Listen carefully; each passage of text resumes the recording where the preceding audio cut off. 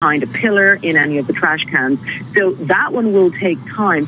If they, if it's the kind of incident where they're very sure it was definitely just one person, they have him, they're okay, then they will let people back in, but it's much less quick than it used to be. Even on the Champs-Élysées that night before the elections, the man was in a van. He drove, he attacked the police in the van.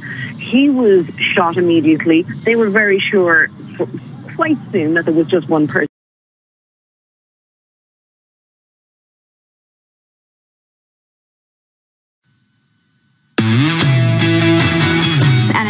Contractor is under arrest this morning. 25-year-old Bernie Sanders supporter by the name of Reality Winner will be charged under the Espionage Act. I don't care if you're a Republican or Democrat. I want people in handcuffs, and I want to see people behind bars. Somebody who leaks documents against the law has got to suffer the consequences. This is mind-blowing. One of the suspects on their radar, and maybe for a while. So how did he slip through yet again? No room in counter-terror for political correctness. It's so delusional to not start stacking on some surveillance that it almost feels like an intelligence failure. President Trump will not stop fired FBI Director James Comey from testifying before Congress this week. Like so many hyped hearings before it, it probably won't live up to its billing because there are a number of constraints on Comey and what he can say. Today we are taking the first important step to clearing the runway for more jobs, lower prices, and much better transportation.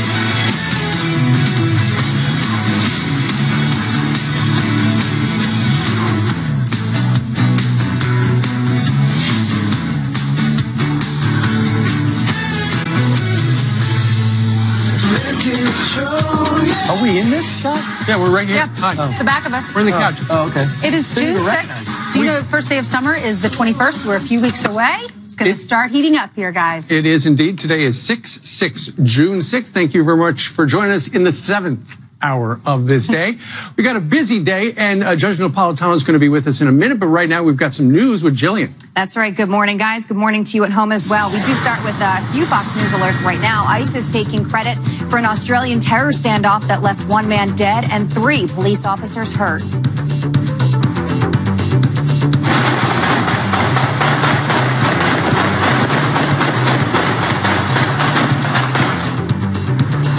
Police killing the 29-year-old Somali refugee in a shootout after they say he murdered a man and lured a woman to an apartment building where he held her hostage. The suspect, a known criminal on parole, had been acquitted of plotting a terror attack at a Sydney Army base in 2010.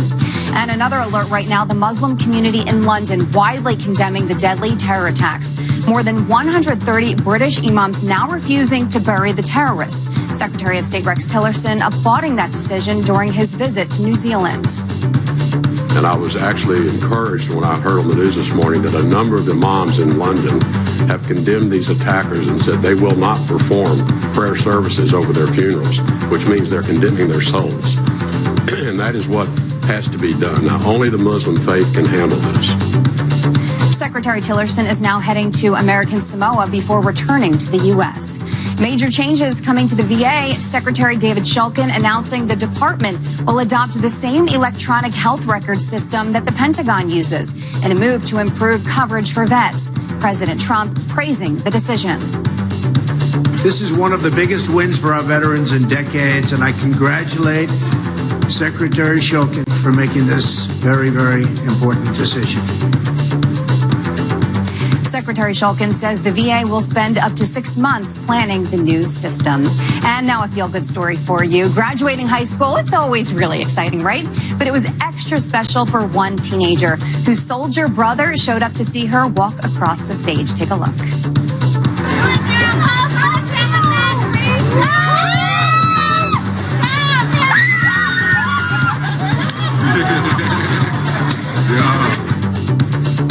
Gotta love that. Army soldier Derek Thomas surprising his sister in Spring, Texas. He had been training for months at Fort Bragg, and she clearly had no idea he was going to be there.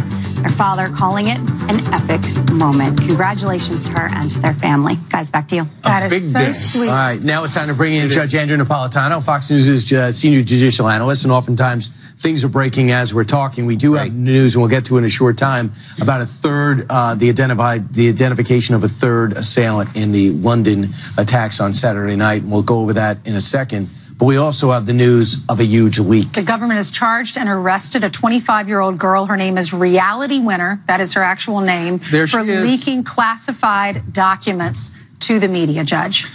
Well, look, this is obviously a serious crime. The Trump administration has been bedeviled by leaks, although this leak actually helps him, because if what she leaked is accurate, Russians are denying it, of course, it shows Russian efforts independent of Trump, independent of the Trump campaign, to hack into American elections by putting cookies, we all know what those are, on the web devices. Correct, phishing devices on the websites of people that run the elections, getting them to grab the cookie, and then they can control the outcome of the numbers there. We don't know if they succeeded, but we know that they tried, and we know that they had the software to do it because of what this woman leaked. Look, she's going to be prosecuted. She took an oath not to leak. I'm not defending this. It's a form of espionage. But for once, I am happy to know the truth, even though it came about as a result of a crime. Okay, so she had a top secret clearance, and she worked for a company called, she was a contractor with Pluribus International Corporation. They have the nation's top secrets on their devices. Yes. It's shocking how easy it is to get the secrets and get it out. For instance, this, apparently she printed it out on a piece of paper, folded it up, took it out of the building, then mailed it to The Intercept. It's pretty easy to do. Yes, and it's mind-boggling about how easy it is to do. I don't know if you remember the movie about Edward Snowden, but there's a scene in which he's playing with a Rubik's Cube, and he tosses the Rubik's Cube, which is filled with computer chips, to a security guard, bypassing the safety device that would have alerted them that there are devices in there. Look, she probably knew how to sneak something out of the building. It's obviously too easy to do it if this can happen. This could jeopardize her boss's contract with the government. And by the way, it should. If this 25-year-old, and I'm sure she's not that unique, although she seems bright, a Bernie Sanders supporter who despises Donald Trump, judging by her social media, how many other contractors still have this incredible access? They can walk out with whatever. They have not put the safeguards in yet. There are 60,000 people that work for the NSA. Fewer than 5,000 are employees of the government. Do the math. You got 55,000 private Americans employed by many, many, many contractors that are hired by the federal government. Now, they all take the same oath, and they all have the same security clearance, and they all have the same laws that regulate them, but they have different levels of the ease with which they can get things out of the building. Let's talk a little bit about what's happening on television on Thursday. James Comey, former FBI director, is going to go up and testify in front of the Senate Intel Committee in public and then behind closed doors. What do you think? You know, the people who hate Donald Trump hope he goes there and spills the beans and makes the president look terrible.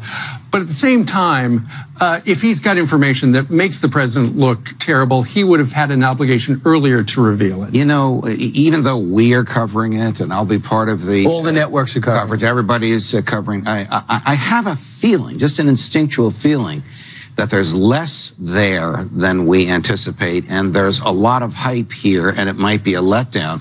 I have a feeling that a lot of questions will go, well, Mr. Comey, can you show us this document to which you've referred? Answer, I can't show it to you in public because it's a classified document. What did so-and-so say to you at such and such a time? Well, I can't tell you because it's classified. Now, I could be wrong, but I will tell you this. He's been debriefed by Bob Mueller.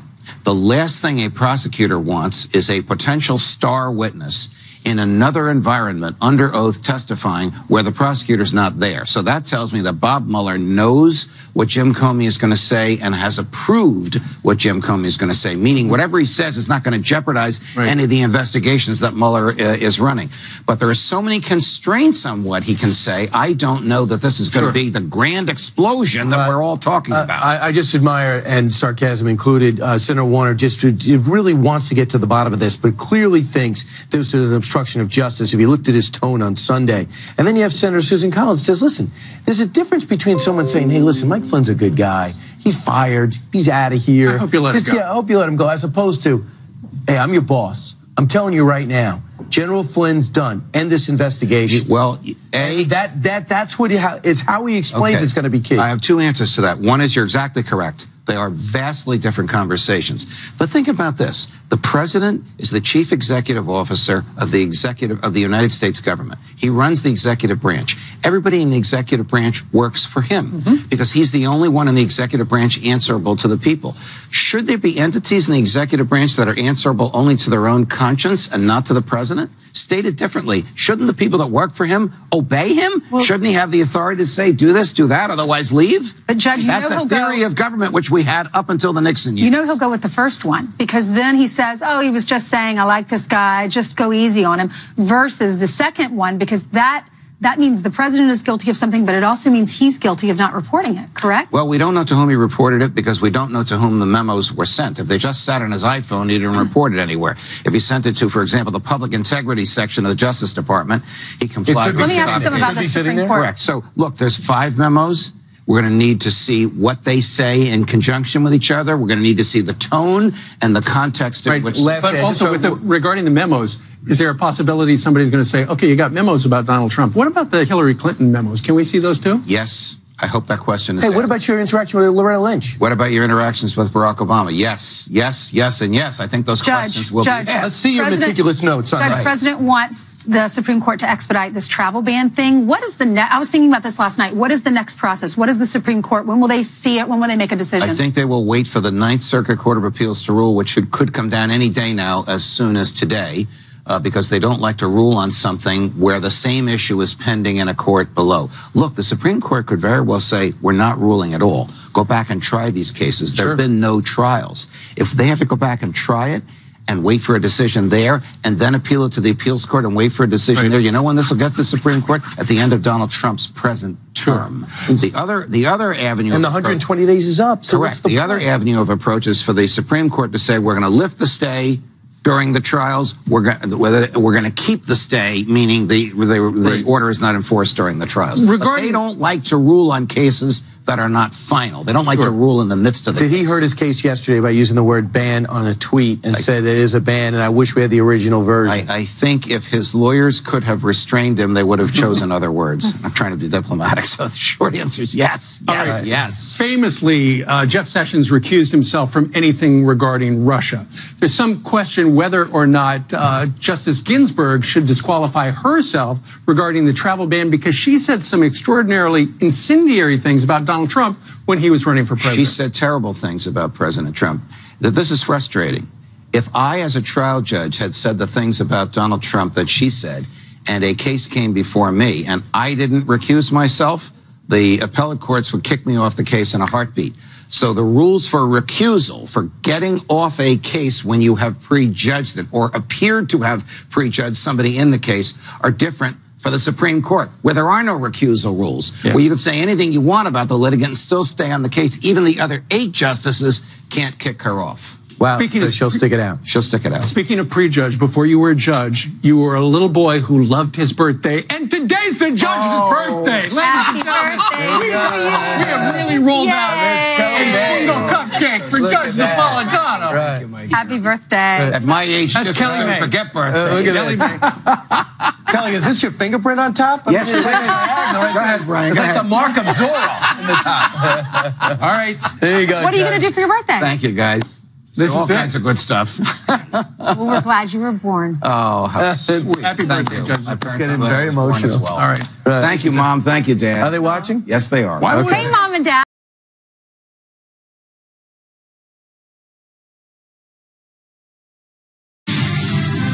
All right, so after the city of London was rocked by yet another deadly terror attack, President Trump, well, he's leading the way and calling for the world to unite and defeat radical Islamic terror. Now, yesterday, President Trump delivered this very powerful message. Let's take a look. The United States will do everything in our power to assist the United Kingdom and its citizens as they work to protect their country and to bring those that are guilty to justice. This bloodshed must end. This bloodshed will end. As president, I will do what is necessary to prevent this threat from spreading to our shores and work every single day to protect the safety and security of our country, our communities, and our people. Why is that so hard to comprehend? And earlier this morning, in a series of tweets, President Trump renewed his call for a travel ban that is being held up in the courts, of course, because of judge shopping. He wrote, quote, "People, the lawyers, and the courts can call it whatever they want, but I'm calling it what we need and what it is, and that's a travel ban." The Justice Department should have stayed with the original travel ban, not the watered-down, politically correct version they submitted to the Supreme Court. The Justice Department should ask for an expedited hearing of the watered-down travel ban before the Supreme Court and then seek a much tougher version. In any event, we are extreme vetting people coming into the U.S. in order to help keep our country safe. The courts are slow and they're political. Now, the president is dead on right. Instead of doing nothing and hoping that the problem of radical Islamic terrorism is just going to somehow go away all on its own, it is time for the United States and the world to be proactive. It's time to do everything we can do as a country to prevent the types of attacks that we're seeing in Europe and seeing right here in America. Now watch this. Channel 4 in England. This is mind-blowing. They are reporting that one of the London terror suspect actually appeared in what was a year-long documentary that was called The Jihadis Next Door. Other major news organizations like the New York Times and CNN and Sky News and several British outlets are also reporting that the suspect was actually in the film. This went on a year. It's like live TV. It's crazy. Anyway, British Metropolitan Police are refusing to confirm if the suspect did in fact appear in the documentary, but earlier today, Channel 4 put a video on its Facebook page that features a scene from this documentary. Really? Real lives of the jihadis? Take a look at this.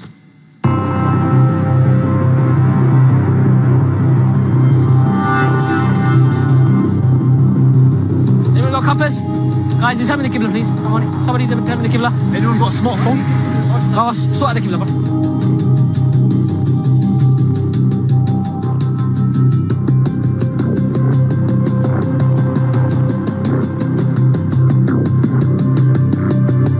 Allahu Akbar. Allahu Akbar.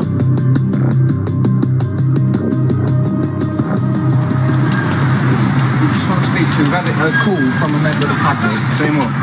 That you may have had someone had an ISIS-looking flag on them. You're detained. Detained for what? You're detained for the purpose of a search. What search? You're not searching me. Are you insane? Search. Search for what? Why are you touching me? What offense? What detained for the purpose of a search? You're lying. You're lying. No, I'm not. You're a liar. You're all detained. Yes. For the purposes of a search. Okay. Under Section 44 of the Terrorism Act. You're lying now. The only English white person who's a non-Muslim was part of our group. But because he's white and he's English, he can go. But all of us that were just praying, we have to stay. This is the reality. This is the reality. This is the reality. Don't forget all the laws and all this. This is the reality. There's no reason for us to be detained. There's no evidence. We were just praying. We can't pray as well. And do you know what's funny? I'm going to now start searching you. You're detained for the purpose of the search. Don't touch me, man. If you... Now, we will have more on this later in the program today. And also tonight, the Destroy Trump propaganda media and the left are ignoring the dangers that are posed by radical Islamic terrorists. Now, some in the Destroy Trump media, and this is unbelievable, they're actually attacking the president, and they're trying to downplay this vicious terror attack. Take a look at this. Is the president trying to provoke a domestic terrorist attack with this Twitter rant? Because only to prove himself right. What is the risk? There's certainly a risk of underreaction, but is there any risk of overreaction, of deploying too much? You know, as we've been watching all of this live coming into our satellite center here in New York City and then beaming it out from London, is there ever a point where you go, well, that's too much? I really wish someone in the name of national security that someone will just change the password on his Twitter account, and so he could be locked out, because what he is doing is erratic, it's dangerous, and it's also just false. Really provoking an attack, others questioning if the London police went too far. Well, how else do you stop these people? Then, of course, there's the mayor of London. Now, he's facing very heavy criticism for this ridiculous statement. Watch this. Londoners will see an increased police presence today and over the course of the next few days. No reason to be alarmed. One of the things the police and all of us need to do is make sure we're as safe as we possibly can be. I'm reassured that we are one of the safest global cities in the world, if not the safest global city in the world. But we always evolve and review ways to make sure that we remain as safe as we possibly can. Really, no reason to be alarmed. Now, that type of politically correct statement is the exact opposite of what is needed in the world right now. That's why President Trump was quick to call out the mayor of. Well, Rod, I can't thank you enough for joining us here today. Well, thank you. It's a pleasure to be with you today here in this Memorial Day weekend. Yeah, thanks for taking time out of the weekend. Now, as you know, George and I have been involved in a crowdsourced investigation that didn't actually start with Seth Rich. But the interesting thing about the crowdsource is that it always sort of leads you to where the most important information is. Yeah, that's it, sure. And right now we're on Seth Rich, and I was really particularly interested in seeing the way the media treated you, because it's another focus of what I'm doing is examining the media. Can you talk about that a little bit, the whole assault on you directly after you went on to Fox? Well, yeah, I mean, you know, I've been with Fox News now for about 12, 13 years as a crime analyst, talking about everything from San Bernardino to the Pulse nightclub shooting, these types of crimes, right? And so when I went on Fox to talk about the Seth Rich case, it's not the first time I had been on Fox talking about the Seth Rich case. Oh, really? I was on Fox, Fox and Friends back in October of last year, and I did what we call a walk and talk. I walked the scene on Flagler Street, and I looked at the crime scene from the perspective, what if this were a botched robbery? And interestingly enough, guys, back then, I actually believed it could have been a botched robbery. I mean, I could see how that could be. Right. And that was the narrative that the police department was saying at the time. They believed it was a botched street robbery. Still saying that, aren't they? They're still saying that. And so, you know, back in October, I agreed. So when the family brought me on board, and you can stop me if I'm going too far ahead. No, please. But when the family brought me on board, and again, I can't talk anything about the investigation itself. We understand. Because I have what I call a shut up order. That's what it is. A shut up. Don't say anything. And I want to talk about that in a minute. But when the family brought me on board back in March of this year, right? They brought me on board to investigate a murder, which is what I like to say I do best. I had no clue at the time, believe it or not, about the relationships that Seth had with the DNC or WikiLeaks and the email thing and the Russian hacking. I have never followed that. I mean, I've heard about it, sure, but I haven't really followed it. So I didn't put two and two together in terms of whatever I find in this death investigation or murder investigation is going to have some effect on the WikiLeaks thing and the Russian hacking. I wasn't focused on that at all. And that's and I've always said that because that was the truth. I'm focused on who were the bad guys. So I began the investigation. When you begin a murder investigation specifically, I always like to say you have 3 doors to go. This is what I used to teach rookies, as a matter of fact, rookie detectives. You have 3 doors to go into when you do an investigation. The first door is whether or not this was just a street crime, a botched robbery as in this case. So you want to work that possibility, right? The second door is whether or not this person's death is the result of relationships gone bad. Lovers triangle, boyfriend on the side, girlfriend, you know. Those things happen quite often, right? But then the third door that you go in is the door that's related to that person's employment and relationships as it applies to his job. So I worked extensively through door number 1, okay? I mean, I talked to some of the, what I like to call knuckleheads on the street. You know, did anybody see anything? Tell me, that kind of stuff. You know, you're hitting the ground running, right? Then I started looking at door number 2, personal relationships. And again, I can't go into detail, but I would encourage your viewers and others to talk to the bar manager at Capone. I think his name is Joe Capone. He'll tell you, I spent most of the time that I talked to him talking about relationships that Seth could have had. We even joked about it. I said, did Seth have 2 or 3 girls on the side? I mean, you have to ask those kind of questions. You know what I mean? And then even with Seth's girlfriend, Kelsey, we spent most of our time talking about their relationship. I never asked a word about emails because it wasn't my focus. And is she living in D.C. or she's in Omaha at this point? D.C. Okay. You mean during the time of the murder? Yeah. No, during the time of the murder, she was in Omaha, but she's living in D.C. now. And they had that 89-minute phone call. Right, I can't go into details. Sorry. I can't go into details. Got it. But that's not the only phone call you are aware of. There's other telephone calls. Yes, but that's huge in this investigation. So now I'm at door number 3 because I don't find anything in door number 1. I don't find anything to support a relationship gone bad or lover's triangle. I don't find that in door number 2. Right. Okay, so what a detective will do now is say, okay, well, let's look at job relationships. Maybe there's something going on with the supervisor. You know, sometimes people have problems with supervisors. It's really a terrible, toxic situation, and then maybe one winds up shooting and killing. Who knows? Anything is possible. Maybe Amy Dacey or someone so like I that. started looking at job-related. Right. And now I'm starting to get pushback from certain people. Don't dig. Don't go any further. Don't look in door number 3. Right. And you know what I mean? You can look in door number 1, look in door number 2 all you want. Don't look in door number 3. Well, wait a minute. What's behind door number 3? Exactly. You see what I mean? Sure. Yes. And that's where we stopped. See, one of the things that really intrigues us is that today, Joe Biggs, I'm sure you saw, came out with an FBI document that has basically been shown to be fake, most people would say. It's very curious that the FBI would even be involved in the investigation of a civilian, because working for the DNC, that's a private organization. It's not a government organization. That's correct. Seth is not a federal employee, and there's no interstate aspect to his murder. So why would the FBI be involved in this at all? Well, there's only one scenario where I can think that the FBI would have been involved. And that is, based on my experience as a detective here in D.C., sometimes meaning the D.C. Police Department, our IT department can't get into certain types of electronic devices. I see. And so the FBI, they have the resources to get into or crack into, whatever you want to call it, into certain types of devices. So what we would do, they wouldn't be so much involved in the investigation. They would just help us get into that data that's a part of that computer. Forensic so I can examination. see how that can happen. I mean, that happens all the time. Matter of fact, on the state level, many states have Bureau of Criminal Investigations on the state level.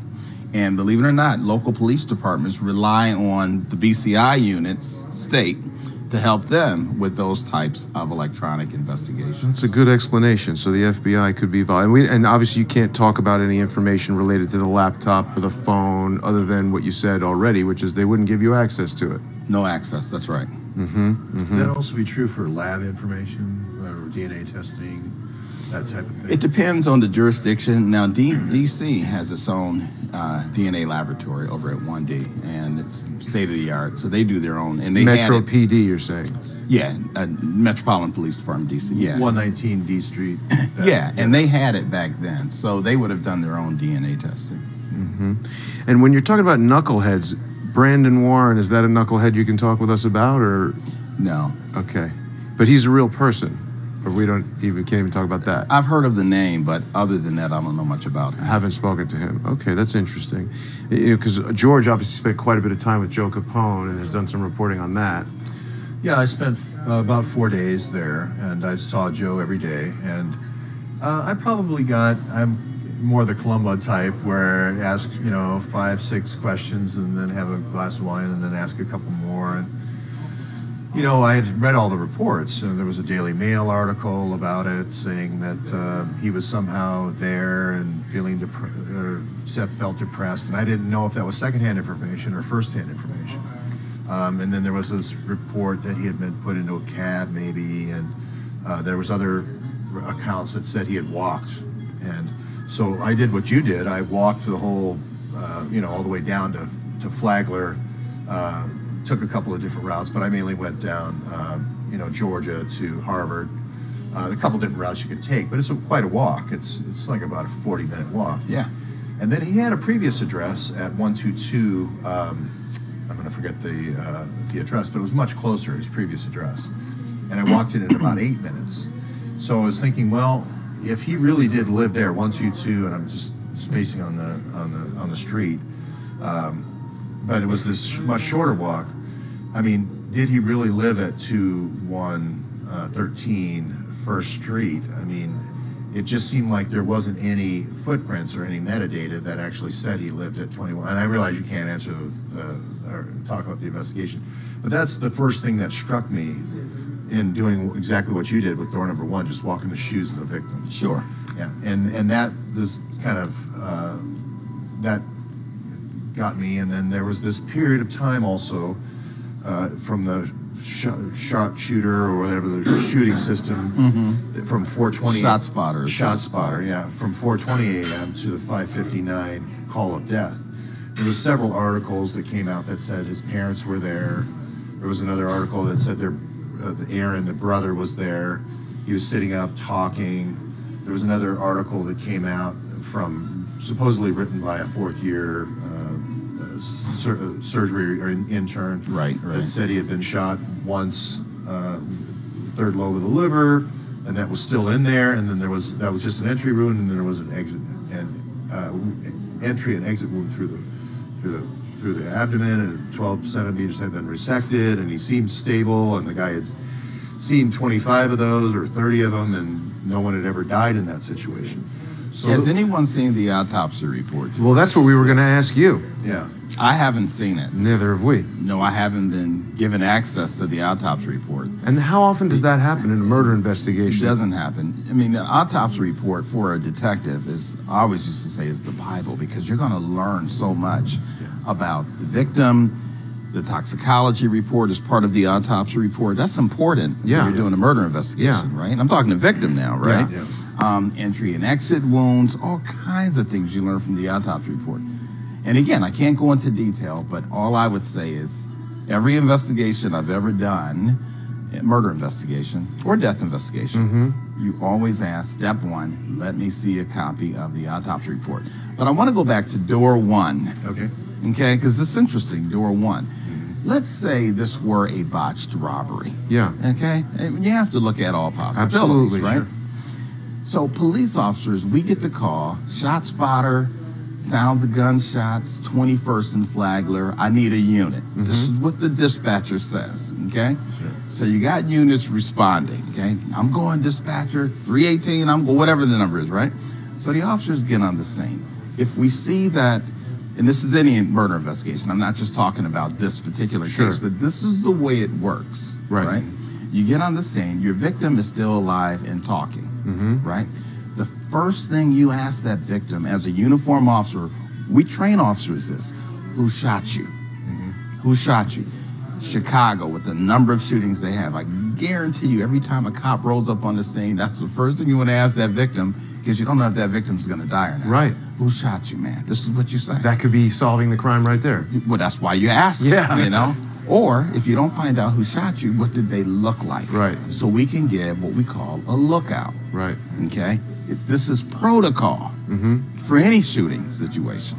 So the first unit's on the scene, get that lookout, and you broadcast it over the air. I want to know in this investigation, I want a copy of the audible transmission from the lookout. They had to have a lookout. Have you communicated with any of the responding officers? No. You haven't? And obviously no one's had access to the body cam footage or anything like that. No, that's right.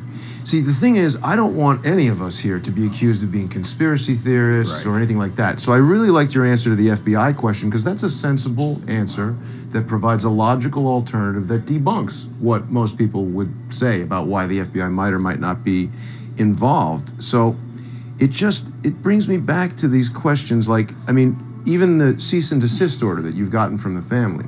Now, that's specifically about talking about the case. Are you still investigating the case, or are you just ceasing and desisting from everything? Right. Cease and desist basically from everything. So you're fired. You're not investigating it anymore. Right. Not investigating it on behalf of the family. Anyone can investigate any case they want. But on behalf of the family, no, I'm not investigating it for them. And the cease and desist, like I said, I consider that a shut the hell up order. Right. Don't say a word. Don't tell anybody. Because what I want to do, and I issued a statement, I don't know if you guys saw the statement that I'm not sure. Released about a week ago, and I'm asking the family to allow me to release my investigative report to the world. Yeah, of course. I want the world to see it. I mean, I want them to see what I have. Because if people see what I have in my report, if you take the political motivation out of it, out of the equation, then you're going to say, oh, it makes sense why he thinks this. Right. I mean, that's what most normal people would say. I think you know so. what I mean? Sure. I think but so. take the political stuff out of it. Right. It just seems a little bit odd that, for instance, I believe that there was 2 meetings at each hospital that Seth Rich is shot in between. There's a meeting at the Howard University Hospital, which is a trauma center as well, and then there's the MedStar up on the hill. So Howard at the bottom to the left, you know, W Street going west, and I was on my hands and knees at that corner of W and Flagler looking straight ahead, and you can almost see MedStar on a direct line. And so he has to go to one of those 2 hospitals. What I find amazing is that people won't say which hospital he went to. So he went to MedStar. He went to MedStar, so we can't confirm that he went to MedStar. Now, he never spent any time at Howard at all. Never. Not from what I know, he didn't. Okay. And it kind of makes sense that he would go to MedStar in that area. That's the hospital of choice that we usually take shooting victims to. Between Howard and MedStar, we typically take them to MedStar. Now, Howard has what we call a crash unit as well, and they're pretty good with gunshot victims. But in that case, where that shooting happened at, I think it would have been better to go to MedStar. Did you speak to the attending physician at all? No.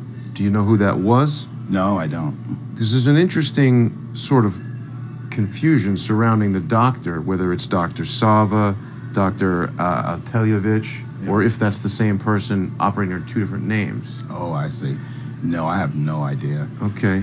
I have a social security number with Sava with those 2 names, and some people change their name. You know, he's from let's say Hungary, and he wants to be more American, so he changes his name to Sava, maybe, or maybe it's just simpler for people to say. You know, so there may be reasons why. Right.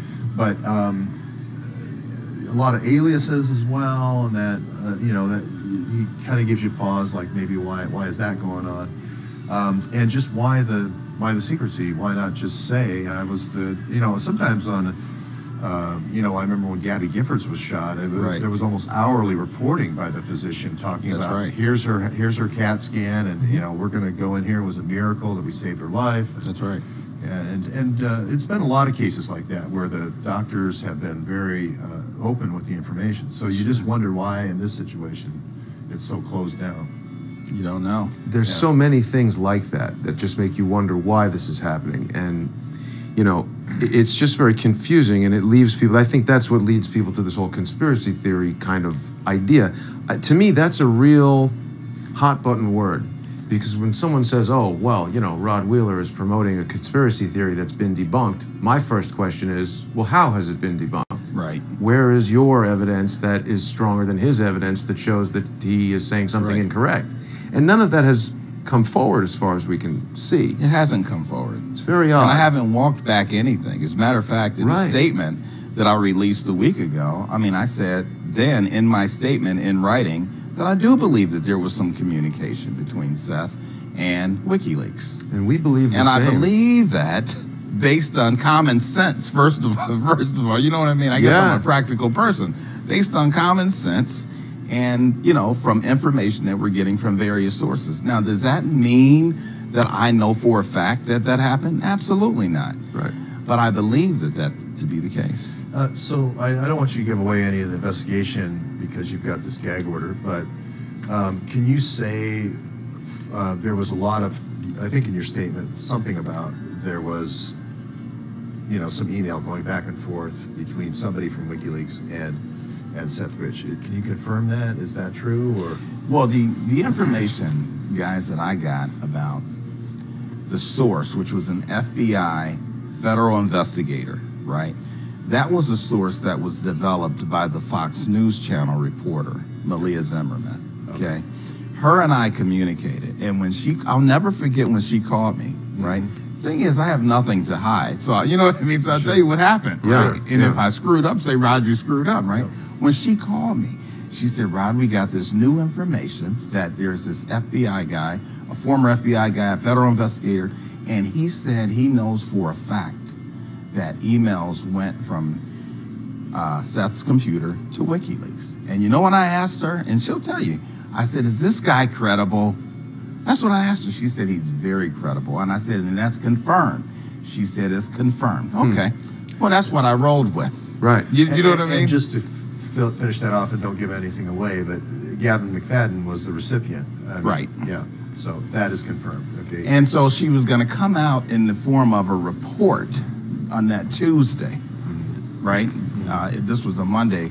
Well, it was a Monday when she called me and confirmed this to me. I hadn't seen the report, so I'm basing everything I was saying off of the telephone conversation that her and I had.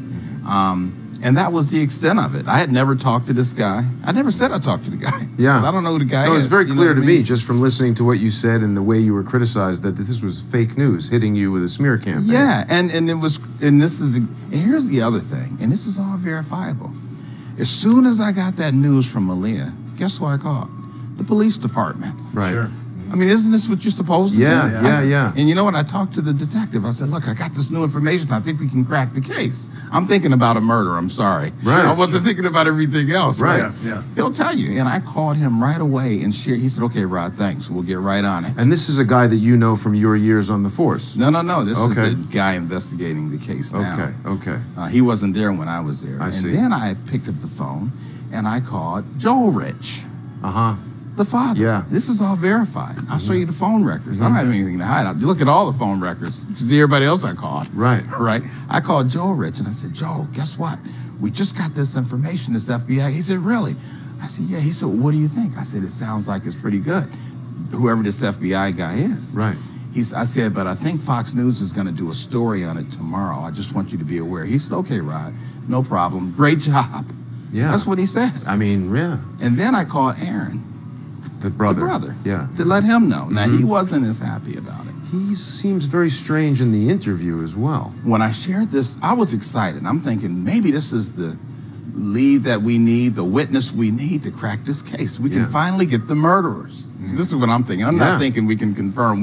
Right. Are you with me? Yeah. So I call Aaron and we're having this conversation. And again, I can't go into a whole lot of details, but I'll tell you one thing I said to him at the end of that conversation. I said, Aaron, and I said it just like this. I said, let me ask you, man, are you all right? He said, what do you mean? I said, do you really want this case solved? He said, Rod, just do what you want to do. Click, and hung up the phone. Because I asked him that because he wasn't acting right to me. If it's your loved one, and I tell you, I think we know who did it or whatever, you go, oh, great, go get him, right? Yeah. You're not going to say, well, wait a minute, don't go any more into door number 3. You're not going to say that. So do you think that's because there's some outside pressure being put on the family, or you can't speculate? I don't want to speculate. I could speculate, but I don't want to speculate because I'll be clobbered. But I have some ideas. Now, we've heard a lot that, sorry, George, we've heard a lot that, things have been said from the family.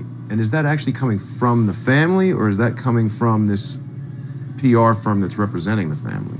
In my opinion, I think it's coming from the PR firm that's representing the family. Do you know the name of that firm? Well, I know it's Brad Bauman. Yeah. But I also know that my relationship with Joel and Mary was great. I think they're wonderful people. Joel and Mary wants this case solved. Of course. They do. Of course. I can't say that for anyone else. But it's very strange. The relationship, Joel gave me information that I'm pretty sure others in his family would not have wanted him to give to me.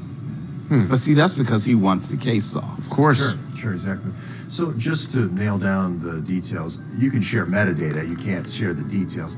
You called the D.C. police detective. Can you share that name of who you called? No, I could, but I don't want to right now. I'd have to get clearance from my attorney. Okay. No, you know what I mean? Well, then there's 2 rumors out there floating around, and I just wondered if you could debunk either one of them. One of them said that the family was talking to Seth Rich, and he was sitting up at the hospital. I don't know. Yeah, okay. You didn't get involved until well after. Right, yeah, I don't know because about that. I've heard different things from different people, and the other one was that Aaron was there talking to him while he was sitting up at the hospital. I don't know. I don't believe that to be the case, but I don't know for sure. Okay, and then the last one was if no autopsy, and we actually have had our folks, with the email that you can send for any homicide in in the D.C. area, law requires an autopsy, so we requested that. And then there's Judicial Watch has requested a lot of the documents with Tom Fitton, the phone and the laptop, so forth. So that's proceeding. I think maybe ACLJ, not ACLU, but also American Justice and Law Center is doing some FOIAs for this. That may help in your investigation, I'm not sure. But the other question I had was, do you know if the family signed off on any kind of consent form for his internal organs? That happens a lot with shooting. Sure, I'm not sure. I don't know. Yeah. I never asked that question. So they haven't. Okay. And have you seen any information that would lead you to believe that Joe Capone has some sort of relationship with Bob Creamer, or has ever dealt with him? No, I haven't. So I want to bring it around a little bit closer to what George has been investigating. And I know you've probably been looking at some of the work that we've been doing together since we started talking. So you're probably familiar with Imran Awan and the Awan brothers, the Pakistani ISI infiltration of the IT department at Congress. None of that came into play in your investigation, I presume? No, it did not. Anything you want to ask about that, George? Well, now this is taking you into this world of WikiLeaks, and the first thing I guess is interesting is if which you have confirmed, thank you very much, that Seth Rich did email Gavin McFadden, and there was an interplay between them.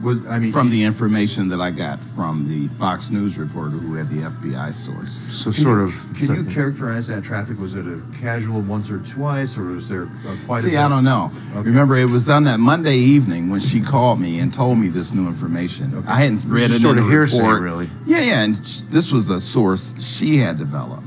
Okay. And I just asked, was it credible? Yes. Is it confirmed? Yes. Okay. And I just ran with it, but I didn't, I don't even know the guy's name. I don't know what the guy I never talked to the guy. Yeah. George is very focused on metadata, and there is metadata to indicate a huge data traffic spike on July the 7th. Yeah, 3 days before he dies, there's two Russians that somehow have access to metadata of a large data transfer from the DNC, where Seth worked, to the Clinton Foundation in New York. Now, that's not necessarily important. It seems very far afield, but there are reports that his boss, Amy Dacey, had some kind of argument about whether that data should be released or not. Then there's this meeting the day before with Joe Capone and Bob Creamer at the White House. It almost seems like maybe there's a cause and effect there, and with Seth being very upset about Hillary potentially moving money or data from his favorite candidates, were the Bernie-crats like myself, over to the Hillocrats. So there are many people who believe that the state of the mind of the person before they died, very important.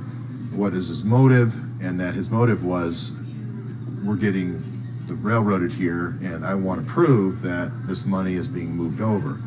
So many people have speculated, and we don't know yet, but we do have the two Russians that were expelled because they said it was a Russian report. So again, it's speculative here, sure. But that there was this transfer. So we don't know if Seth was performing that transfer or he was reacting to someone else moving that data up to the Clinton Foundation. Certainly interesting, though, the timing. But the two Russian analysts, do say it moved a very large, unusual amount of traffic, like more than 10 times, from the DNC to the Clinton Foundation, which seems odd, just oddity, anomaly.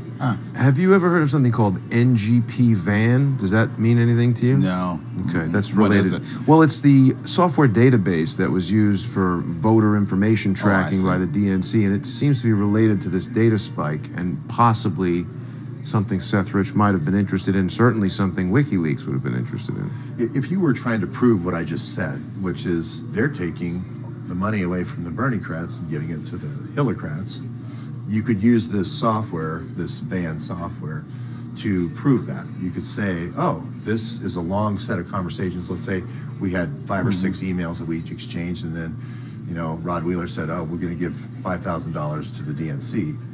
If then that showed up later as a $5,000 donation to Hillary, then you could say, whoa, these two things don't mix and match.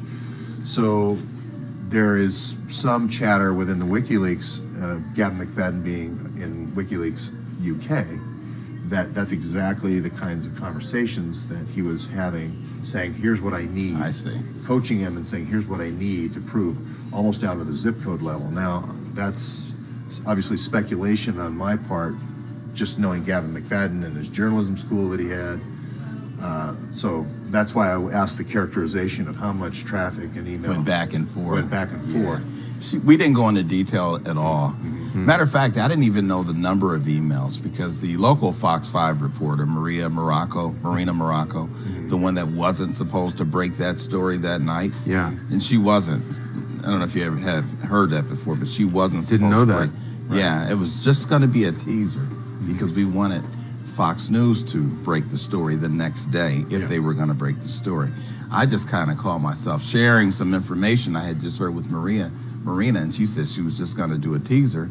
She wound up making it an exclusive because that was just a local affiliate, not the main. Right, but it blew up. Right, yeah, of course. So anyway, that's kind of what happened with that whole process in terms of how the information got out. But yeah, I didn't have any detail in terms of what this FBI informant had told the Fox News reporter, Malia. I had no detail because, see, I was in my car when she called me. Sure. And I was on my way to Fox, as a matter of fact, to do a show called Making Money with Charles Payne. We were going to talk about MS-13 that day. Oh, really? At 6 o'clock. That's interesting. So I was on my way downtown, D.C. anyway when she called, so I wasn't at my computer. And so I'm on the phone listening to her. We canceled that segment that day. But I stayed downtown and had dinner at a restaurant called Art and Soul, and Marina came to the restaurant and got a 30-second clip from me, and that was the exclusive story. Oh, wow. That's what she led with that night. Yeah, 30 seconds. Yeah, 30 made the news story, yeah. It changed your life. It's crazy. Now, Rod, did the death of Sean Lucas come into your investigation at all? And what, do you have any thoughts about that you can share with us? I have thoughts, yes, for the first part, no for the second part. I do have some thoughts about Sean Lucas's death. Yeah, we've been very sort of fascinated by the idea that Sean Lucas, Gavin McFadden, John Jones, Michael Ratner, Seth Rich all died within a proximity of 2 or 3 months, some of them being in their 20s, and all of them being related, either directly or indirectly, through WikiLeaks, DNC data, and all of this whole thing. There's not really anything you can tell us about that. I can't go into detail right now about that. Hopefully at some point I will be able to. But I will tell you this. On March 31st, I did a local Fox 5 show that morning, live on the set. This year. I had just started the investigation. And I shared with the anchor on the air that I'm uncovering somewhat of an underground, organized crime ring. I said this on the air. That's the next thing we want to ask you about. Above and beyond the Seth Rich murder. And the anchor at the time, Allison Seymour is her name. She said, well, can you talk a little bit more about that, Rod? I said, I can't. I said, but I'm just finding some things that's really making me a little uncomfortable. And that's what you just named, with all those names, that's what I was finding. And was SEIU involved in that criminal syndicate at all? Not as far as I knew at that time. Are we going to get killed for having this interview with you? Because a lot of our viewers are emailing us that might happen. Well, there is another thing that happens is that the police chief, Lanier, I think it's Kathy Lanier? Kathy Lanier, yeah. I know Kathy. She seems to have a very strong relationship with Debbie Wasserman Schultz. She seems to have a strong relationship with Amy Dacey, the boss of Seth Rich. A little bit of a checkered past on the force. We were reading an article today from a local paper that said there were a lot of sort of disgruntled officers who left under her command. Can't talk about that, it looks like. Well, I didn't work under Kathy, but I was in the academy with Kathy. So I've been knowing Kathy for years. Really? And she's always been a very nice person. I've never seen anything that would indicate anything wrong that she's done or questionable. I haven't. Well, we're not saying questionable. It's just the facts in the article stated that the officer roles were really dwindling under her, and that a lot of officers were leaving the force. Some were. I wouldn't say a lot, but there were some. Yeah. Okay. She had some disputes with certain commanders that, you know, I know a lot of the officers said, wow, you know, that's kind of crazy, and went to other departments. But I don't know anything specific in terms of that. I have heard some things, and I don't want to say, I'll tell you later, but I have heard some things. I wouldn't repeat it now on camera because I can't verify it. And I don't want to just speculate. Of course. But I will share with you what I heard later after the cameras are off. Okay. So there are some emails in the WikiLeaks from John Podesta, especially, not the first set of WikiLeaks, which is happening somewhere between May 25th is the last email, and then June 12th or 13th, somewhere in there. That's Seth Rich might be the person that gave those. But there's a second set that come out in October 7th timeframe that he certainly couldn't have given because they have later timeframes after his death. So there is a second person. Now there's a guy. There are several emails in those Podesta leaks that say we need to make an example out of someone. Just some things that, you know, call out who is the leaker, and then Podesta responds, Eric Braverman. So it would lead you to believe that there was some state of mind that there was someone else other than. Then there's an ambassador from UK. His name's Craig Murray. He flies over here, tries to get in the country on the 6th of September. That doesn't work, and then he comes in, I think, for a speech at American University around September 22nd, 23rd. He says he goes to the back of American University, a wooded area, and gets a thumb drive from somebody from the DNC and WikiLeaks. So putting one and one together, you know, maybe WikiLeaks leaker 2 knows WikiLeaks leaker 1. Did any of these guys come into the investigation? No, not in my investigation. Yeah. So he's still alive. I don't know how much longer. Craig Murray. Yeah, Craig Murray. Well, and Eric Braverman, we don't know. That was the start of George's investigation, is where is this guy, Eric Braverman? So no one can find him? Well, he's never had a public appearance. There's been a couple of tweets that said, oh, Eric Braverman's going to run the Google Foundation, but that isn't really like going out and getting a cup of coffee at Starbucks. You know? George has been to Yale investigating, you know, seminars he's supposed to be giving that are mysteriously rescheduled. I went to an apartment that was supposedly his apartment that seemed like an apartment I didn't want to knock on the door of. So there's a lot of mystery surrounding him. There's one other name I want to ask you about. Did someone by the name of Wingate Robinson come into the investigation at all? One of the officers, I guess there's a moped officer that first comes to see a woman, and then there's this Mr. Officer Wingate Robinson comes there, and then there's 3 of the officers have body cams and 2 don't. I've heard of that, yeah. But I was told that no one knows where the body cam video footage is. How common is that, would you say? It's not common at all.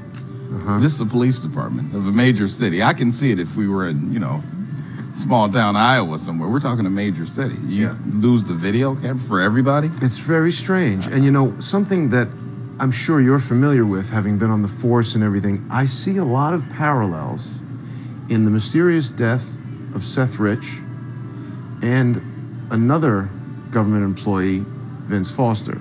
Now, people are definitely going to call me a conspiracy theorist about this, but when I see similarities like missing photographic evidence, anyone questioning the story being immediately called a conspiracy theorist and being kind of like, you know, run out of town and cease and desisted and made fun of on the internet. And all that. Why is that happening? Don't know. It seems strange, doesn't it? It is strange, yeah. It's to cause somewhat of a distraction or a deflection, I guess I should say. You know what I mean? If they can shift the narrative to, in this particular case, to this horrible former DC detective who's really just, just talking about you, talking about me. Yeah, Yeah, right. shift the narrative to that. You seem like a nice guy. Instead of being focused on who killed this guy Right. and listen to what I'm saying. But see, and I think they've been somewhat successful with shifting the narrative. Absolutely. We went to the crime. I went to the crime scene. I knocked on doors. A lot of the people I talked to said no one knocked on any doors. No one said, "Hey, did you see anything?" Which normally collecting witnesses near the crime scene is pretty much 101. I went to the convenience store, which is cat a corner from W and Flagler, and asked for the camera footage, and got really kind of an aggressive response from people coming to the store, third parties, in kind of an intimidating fashion.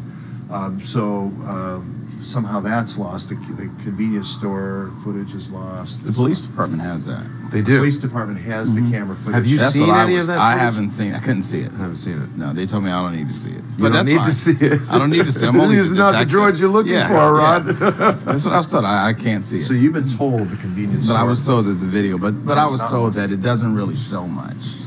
Well, then why can't we see it?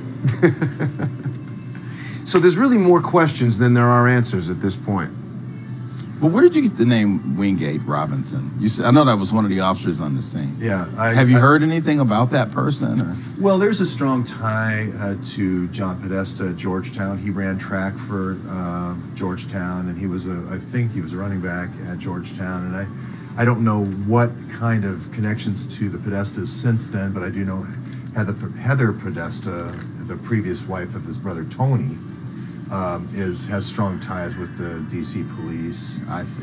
And that's where pressure could be coming from. And I think almost a kind of a fatherly interest in Officer Wingate Robinson. So I just think everyone wants to see an arm's length relationship in the investigation and can't understand why these normal things don't happen.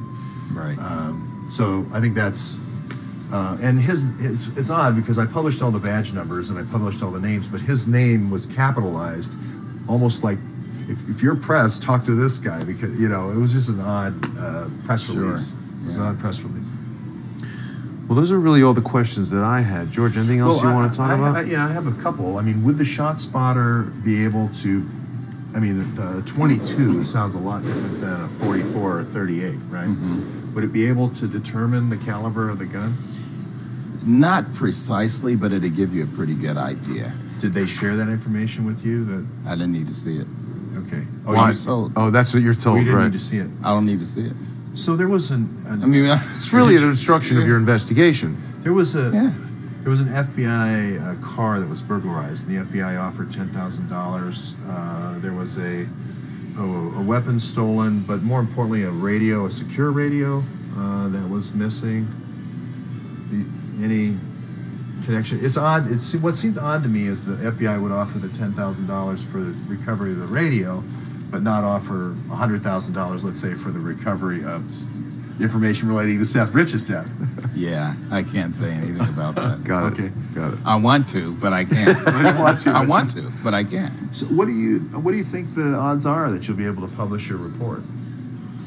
We're working. My attorney is working with the family's attorney, and we're trying to reach some kind of a settlement. They adamantly do not want me to release any information I have, period, no matter what. So we'll have to see where it goes. Okay. Is there, have you been involved in any of these cases where there's a public right to know versus the family's wishes? I mean, I haven't. Yeah, okay. See, because it's interesting, this murder case really has become kind of the crux of the whole entire impeachment, where it's a question of Russia hacking or some internal person leaking. Mm-hmm. And, irrespective of what anyone thinks about the man who is the president currently, we're talking about an assault on the office of the president of the United States. Mm-hmm. And that seems like a very serious matter to have all of these things happening to really obstruct the effective investigation of this murder that is so important. Absolutely. Yeah. We're very concerned about that, and that's actually why we asked you here today. And we're really happy it's that got to be one of the these two. Well, the first two doors that you spoke of, but it's either a leak or it's a hack at this point. I mean, Schumer and Schiff are pushing the hack pretty strong, or it could be a leak.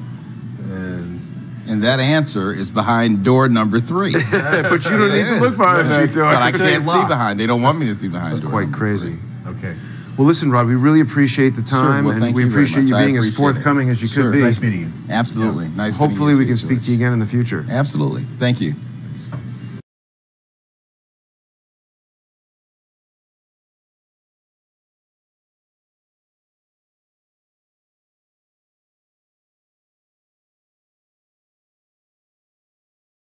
Is now with Reaction, the host of Michelle Malkin Investigates, CRTV.com, our friend Michelle Malkin. All right, let's roll the tape. Let's let our audience decide. And I urge people, watch it. It's 2.5 minutes. You literally see the guy in the white shirt over there. He's saying, oh, this is where the mark is. This is where you stand. This is where we want you to stand. There's 12 protesters, 12. And they showed up apparently at multiple sites, according to Katie Hopkins. Now, then they get the shot in, you know, telling them where to go. All right, time to put up your signs. It's almost like, all right, quiet on the set. Quiet on the set. All right, ready? Okay, fake news. 3, 2, 1, action, go. You can see it all. It's hilarious if it weren't so sick. Yeah, and you know, Sean, credit to Mark Antro, who was one of the citizen journalists who just happened to be on the scene and actually did some good on-the-ground reporting by simply pointing his phone camera at this staging so that we could see the fake productions on the ground. And you're right, it's lights, camera, faux action. And it's particularly striking, of course, because it works into the narrative that so many of these liberal elites, and particularly jihad apologists, have tried to ply in the mainstream media. Okay. And that by the way, is that you look at him. right? He's actually showing them. Hold it up this high. Yes, I mean, that's right. And of course, they had to have a kitty human shield there as well, right? Because they planted a little kid there with these pre-printed signs. Yeah, all right, now let's go to Kathy Griffin. And, you know, I saw and I even tweeted one, as horrible as it is.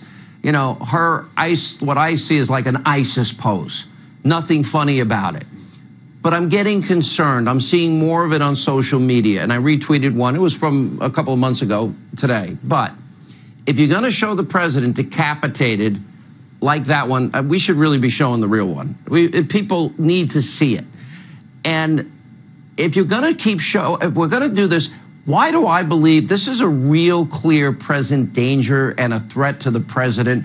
More and more, I am convinced that anybody that can post that is really unhinged. Thoughts? I think so too, Sean. And you know, there is an even worse aspect of this when you think of all of the Western journalists who've been the victims of these kind of beheadings at the behest of ISIS and Al-Qaeda operatives. Do these people at CNN and all of Kathy Enabler's cheerleaders and enablers in Hollywood not remember the grisly spectacle of the heads of James Foley and Nick Berg and Daniel Pearl? You know, ironically enough, there was a piece that was printed on CNN.com that worried about the effects, the violent effects of ISIS propaganda. And yet they have a woman who was promoted as a co-host on CNN's New Year's Eve show for ratings, who is engaged in the same kind of grisly, violent, inciting behavior. All right, we're just out of time. Michelle, great analysis as always. Thank you.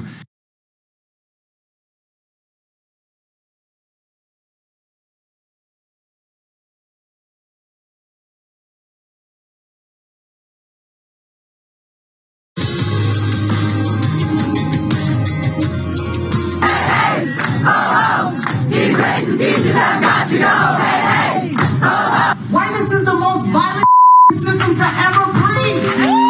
Black power! Black power! Black power! It's not an accident that all of our administration is white. Right. It's not an accident. That's systematic. I'm tired of white people talking about what black and brown people need. You don't know. You and the police. Well, Evergreen College in Washington State is melting down, and that's not overstatement. 2 weeks ago, we interviewed a professor there, a math professor called Brett Weinstein. He's a liberal who's been overwhelmed by the left. He had a mob of students demanding he be fired because he refused to leave campus for a day because he was white. They demanded he leave, and he said, no, I don't think so. Now at least 60 Evergreen faculty and staff have signed a letter supporting the students against the professor.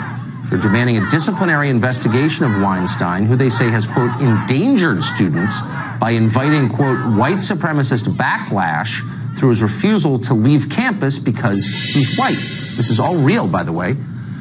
Tommy Lahren is a senior communications advisor for the Great American Alliance, and she joins us now. Tommy, what is going on in Evergreen?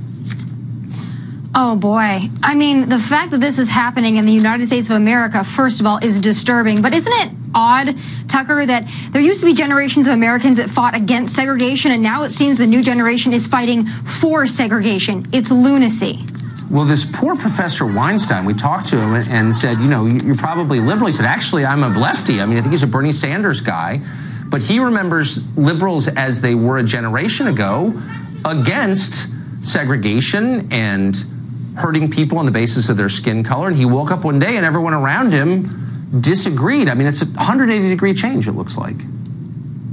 Well, I can't believe it. And to throw out these words like racist, especially at a professor who said, I think we should all come together on campus. No one should stay home. We shouldn't have a day of exclusion. The fact that he came out and said that was brave.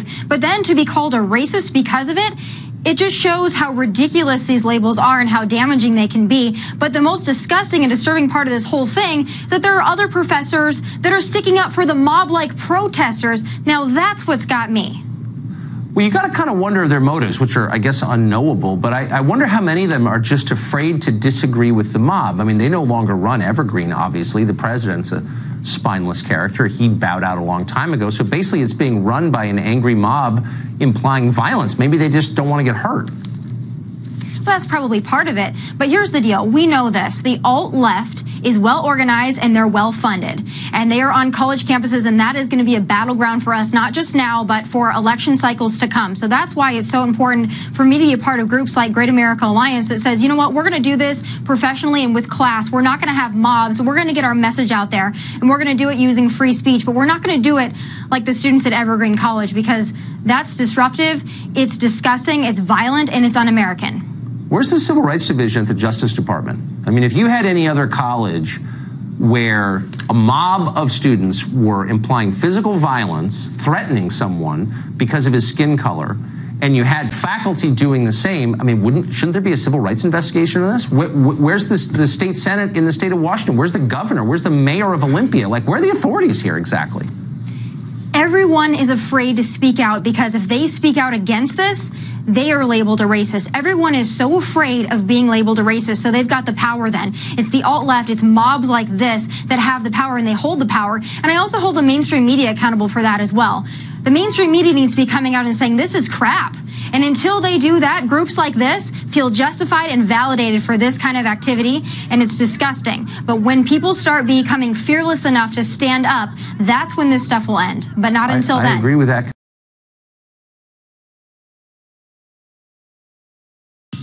Okay, we're going to have to talk about this reality Lee or Lay winner, the 25-year-old individual who was thrown under the bus, this idealistic dupe for the deep state who's going to be horse and will rot in prison, or at least do a virtually 85 or the usual 85 or so % of her federal sentence, because she's going to be made an example of. And my question is, and the number one question is, why are we not looking to the Intercept and asking them the question, how is it that somebody who came to you with information, why did you rat them out? Why did you provide this and give this to the NSA? I don't understand this. Maybe I'm missing something here. Maybe I don't understand this. Now, this story has a lot of levels to it, as you can imagine, a lot of laters of this onion. And I was trying this morning during an early morning perambulation, doing a Periscope interview, and it was the usual blather. Absolute Vesuvius-like egesta, just throwing thoughts out without any kind of critical thinking. And we have to think about this. Now, first, number one issue, I think, this is the notion of journalistic integrity. You know, we always talk about fake news. We always talk about CNN's fake, and this one's fake, and Fox is fake, and MSDNC is fake, and everybody's fake, and they're not real, they're not journalists. And I think what's critical to the future of journalism is the idea of protecting a source. And I want people to start talking about this. How is it that she turns this information over? We'll get to whether it's right or wrong. How does she turn this information over to The Intercept, and they turn it over to the NSA? What the NSA did was they looked at this and they said, oh, I see what this is. This is interesting. Look, this information was obviously copied because they were folded and they were dog-eared pages. So they said, oh, this had to be copied from a place where people had access to it. It took them all but 12 minutes to figure out who it was and who had access to it and who had a Gmail account or address to The Intercept, and ta-da, there she is. And she is nailed. Reality winner. By the way, if Reality winner were to run for office with Zephyr Teachout, think about that campaign poster. Okay, so that's the first thing. She's a 25-year-old. She's a dupe. She's a shill. She's an idiot. She's a rube. She's this idealistic lunatic who should be gearing up for a major insanity, non-compos mentis, something, immaturity. Then you're going to ask, why does she have a top secret clearance? We'll get to that in a moment. She is typically the new example, the latest example of something that happens, and it's, bear with me, follow me with this, through this. It is this hyper idealized sense of right. I'm right. I'm right. I hate Trump. I love Bernie. I hate Tangerine Man. And within the circles of these people, whoever, and I mean these people could be you and others as well, in your own particular sphere, your own little units of influence, they get worked up. They get caught up in this insane lunatic-like frenzy, this froth, this frenetic frisson, this wild cult-like scrum, and they keep feeding off of each other. They lose contact, they lose sense of reality, they lose a sense of judgment and proportion and responsibility and consequence and legality and arrest and future and embarrassment. They lose all sense of that. They become focused, laser focused, with blinders on. They have no sense, no appreciation for consequence, none whatsoever. They get wrapped up in this. And they may or may not become the darling of the media. Don't know. Assange is one, Snowden is one, Chelsea Manning is one. We may not feel like this, her worth warrants this collective sense of identity or identification with her, because she was working for this pluribus group. This was a private contractor. She had a top secret clearance. Which brings us to the next issue. In Washington alone, there was an article I read in 2011, that in Washington alone, the number of people with top secret clearances was in excess of 5 million. Top secret. Now, there are levels beyond top secret. In fact, you probably didn't know this, maybe you did. You really get into the cosmic top secret when you see 5-letter names like Cosmic, no, that's 6. Well, Zebra Ultra,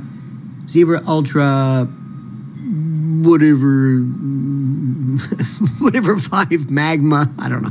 But Magma, wasn't that one of the Gabor sisters? That's Magna, I think it's a mother. Anyway, you really don't get up there.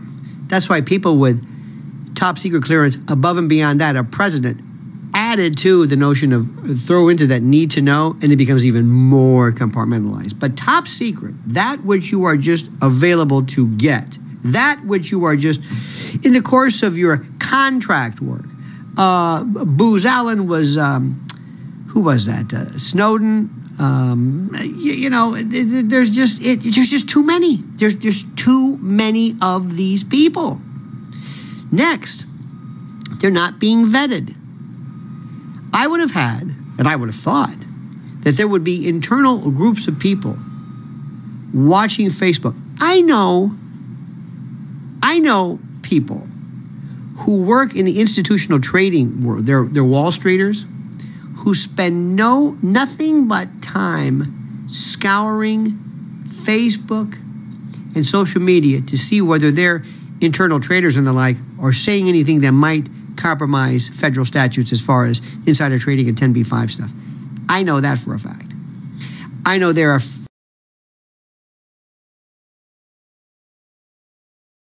The American intelligence media found the next article interesting because one of our key articles that was written in January 2017 is used as one of its primary sources, and that is about the Russian hackers found. The link will be below, as well as the link to this article. The article entitled, DNC Paid the Russian Founder of CrowdStrike to Hack its Server so it could be blamed on Russia. DNC hackers finally identified.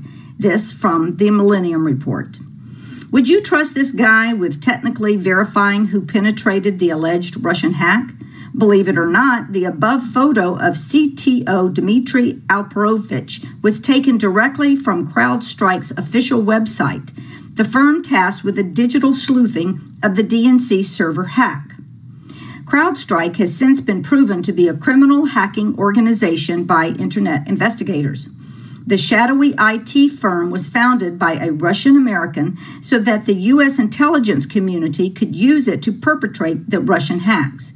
In this way, CrowdStrike methodically fabricates fake evidence on demand for the CIA, NSA, FBI, which can then be blamed on Russia.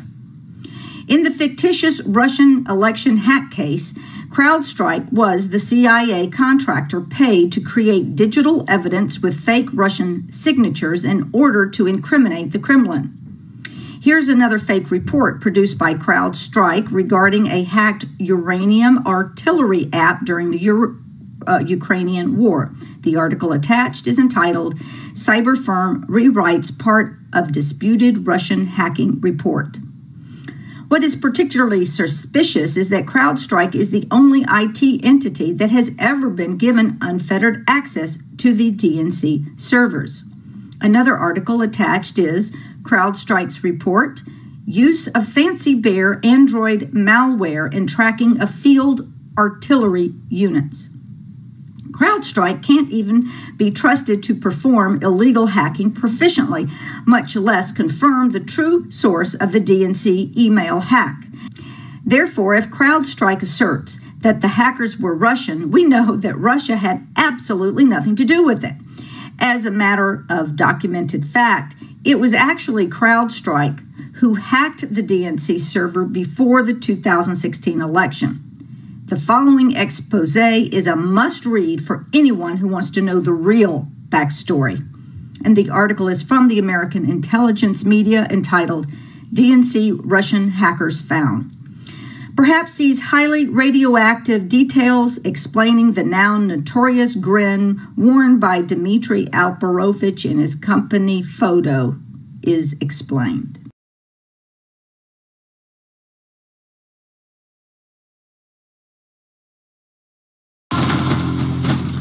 This week, a major misprint has been found in the neoliberals' favorite bedtime story of a Russian-hacked 2016 U.S. presidential election that stole the crown away from Hillary Clinton and instead placed it on the orange-tufted, horned head of the evil Donald Trump. It is being reported by Voice of America, of all places, that CrowdStrike, the cybersecurity firm behind the Democrat National Committee's assertion that it was indeed hacked by the Russians, that they indeed hacked the DNC servers over the summer, may have made quite a whopper of a misattribution back in December regarding Russian hacking. It appears that a CrowdStrike report asserting that the Russians had hacked into a Ukrainian artillery app that resulted in heavy howitzer losses in Ukraine's fight against pro-Russian rebels was basically categorically untrue, according to the International Institute for Strategic Studies and, well, Ukraine's very own Ministry of Defense. These revelations are now calling into question the company's motives and findings. For the DNC, RT's own Alexei Yarshevsky has been following the story since it broke. In December last year, the CrowdStrike cybersecurity firm thought it dropped another bombshell by investigating that Russia hacked Ukraine's artillery systems, which led to major losses of Ukraine's armed forces. Not as large in scope as its initial suggestion that Moscow hacked the DNC, which was put into the heaviest rotation across the media world. And the report was illustrated by the, evil cyber commies to amplify the message.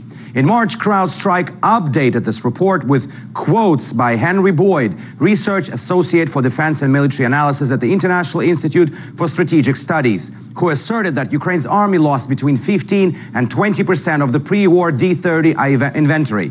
The quote, which was destined to add legitimacy to the already under fire report. But here's the problem. The Institute says CrowdStrike used the data erroneously and disavowed any connection to the report. And they told this to none other than U.S. government-funded outlet Voice of America. This just adds to the pile of suggestions that December's report by the shady cybersecurity firm may have been false. First, the designer of the artillery app, a Ukrainian, slammed the report on his Facebook page, calling it nonsensical and that he has the sole control of the software. Then, the Ukrainian Defense Ministry came out with a statement in English debunking the allegations. And this was followed by a number of independent cybersecurity experts like Jeffrey Carr, casting a major shadow of doubt on CrowdStrike's investigation. Was this all over the news? No. This network almost sole-handedly reported on the possible falsifications about CrowdStrike, while their co-founder, also a senior fellow at Russia-bashing DC think tank, the Atlantic Council, popped up on all major outlets. After all, it was the CrowdStrike which injected the idea of Russian hacking into the American politics. The same CrowdStrike which quite unprecedentedly got the sole access to the hacked DNC servers. Not even the FBI forensics team has admitted twice already by the Bureau's director, James Comey. But if the firm might have faked one allegation, and quite a serious one, it's not unhealthy to question all other statements by them. Alexei Rashevsky, RT, reporting from Washington, D.C. And here's the man back, returning champion, Alexei Rashevsky, back into the Hawks' nest. And Alexei, break it down. How have these findings thrown a monkey wrench into the Russian hacking narrative that we're seeing come out of like the Democrat side, neoliberals, intelligence community? Like, how has this upended the apple cart for them? Very simple. The birthplace of this whole notion that Russia hacked the DNC, influenced election, and so on and so forth came from CrowdStrike. Remember the time 8 months ago when Robbie Mook was sitting, the Clinton campaign manager was sitting with Jake Tapper at the DNC and said, experts told us that we have been hacked by Russians. So these experts were CrowdStrike. There was another company which was sort of involved in the investigations called FireEye. It didn't really break anything down as well. And even the initial findings or investigations by CrowdStrike have been put into question many times. I mean, their proof has been that hackers operated in the same time zone as Moscow, and they used the Cyrillic name to alter one letter. I mean, come on, seriously. This is the investigation and evidence. And that's the thing, too, where a lot of people, a lot of cybersecurity experts have said that that's one of the things that you would do to mask your trail. Is to, if you didn't want people to know where you're at, make it look like a foreign entity did it, make it look like someone completely opposite of you would do it. Right. Now, what's interesting, too, with the CrowdStrike is it's apparently not just the DNC who's been basing their assessments on CrowdStrike, at least that's what's being reported, but the FBI as well. Now, why would the FBI be using CrowdStrike instead of their own investigation? Great question, Tyrell. And if we ever get an answer to that question, maybe we'll solve the whole mystery of whether Russia hacked US or not. Because, I mean, Director Comey said twice already that the forensics, the evidence, the actual hacked DNC servers were handed over to the CrowdStrike, not the FBI investigators. Even in the earlier meeting, he actually said, we asked multiple times to have access to these servers and were not given. And when one of the congressmen asked him, is that a normal practice within the FBI? I said, usually we like to have the direct access to the servers, but this time we agreed that this would be the preferred choice. This is not an accusation of an identity theft or cyber theft of money. This is an accusation of a country hacking another country to influence the political process. This is not like, some minor thing. Right. But why is that happening? I mean, and in regards to this story, this is not even the problem of misattribution of a quote in this respect.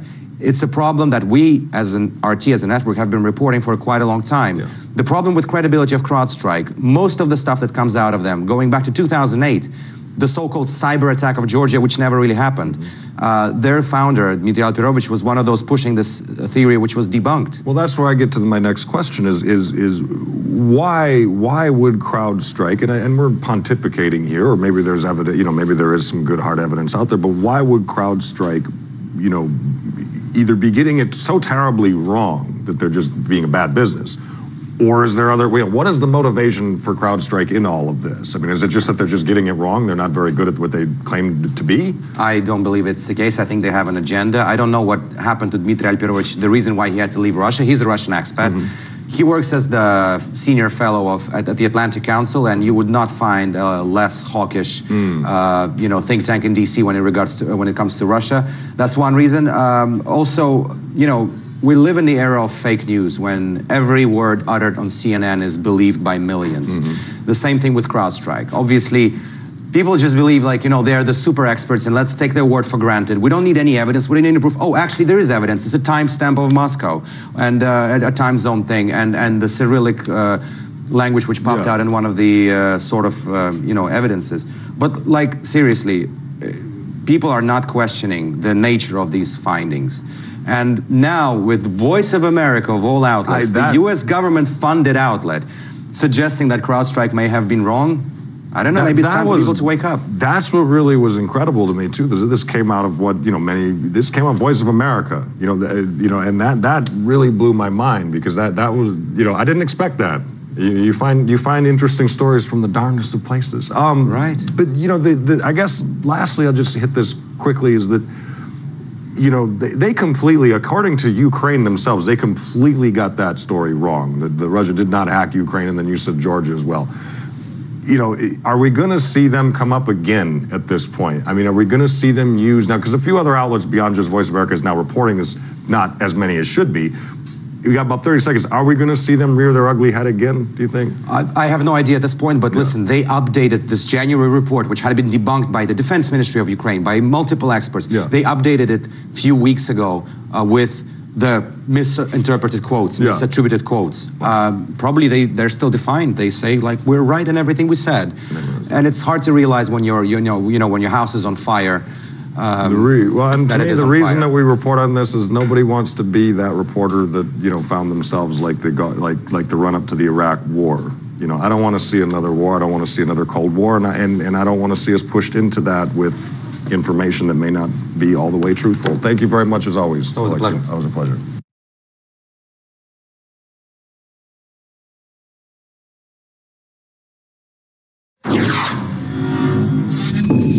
We're going to talk to Lee Stranahan, and of course, we've talked to him before. He's been a reporter from a wide variety of news outlets, from Breitbart to Huffington Post. You can find him at thepopulist.us, also on Twitter at Stranahan, and he has a citizen journalism school, citizenjournalism.com. I wanted to talk to Lee because he was at a press conference last week. He asked a question about CrowdStrike. And of course, he's done a series of articles. If you go to thepopulist.us, you'll see the articles that he's done about CrowdStrike. Why is that important? Well, CrowdStrike is the IT company that was hired by the DNC. They were the sole source for saying that this was a Russian hack, the information that was handed over about the DNC. And of course, as Lee pointed out, back in March, we had former director Comey say that CrowdStrike was a great source, praise them for having revealed this, although he had never seen this information. So joining us now is Lee Stranahan. Lee, I want to talk to you first about this press conference last week when you mentioned CrowdStrike, and that disappeared from the transcript. Yeah, it was very interesting. One minor correction, by the way, it's citizenjournalismschool.com, just so people don't go wrong URL. But no problem. I appreciate you mentioning it. So I've been doing the White House press briefings. I did them when I was at Breitbart, and then they asked me not to do them.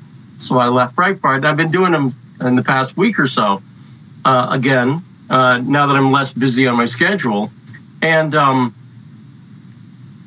they had, the president introduced a new executive order on cybersecurity.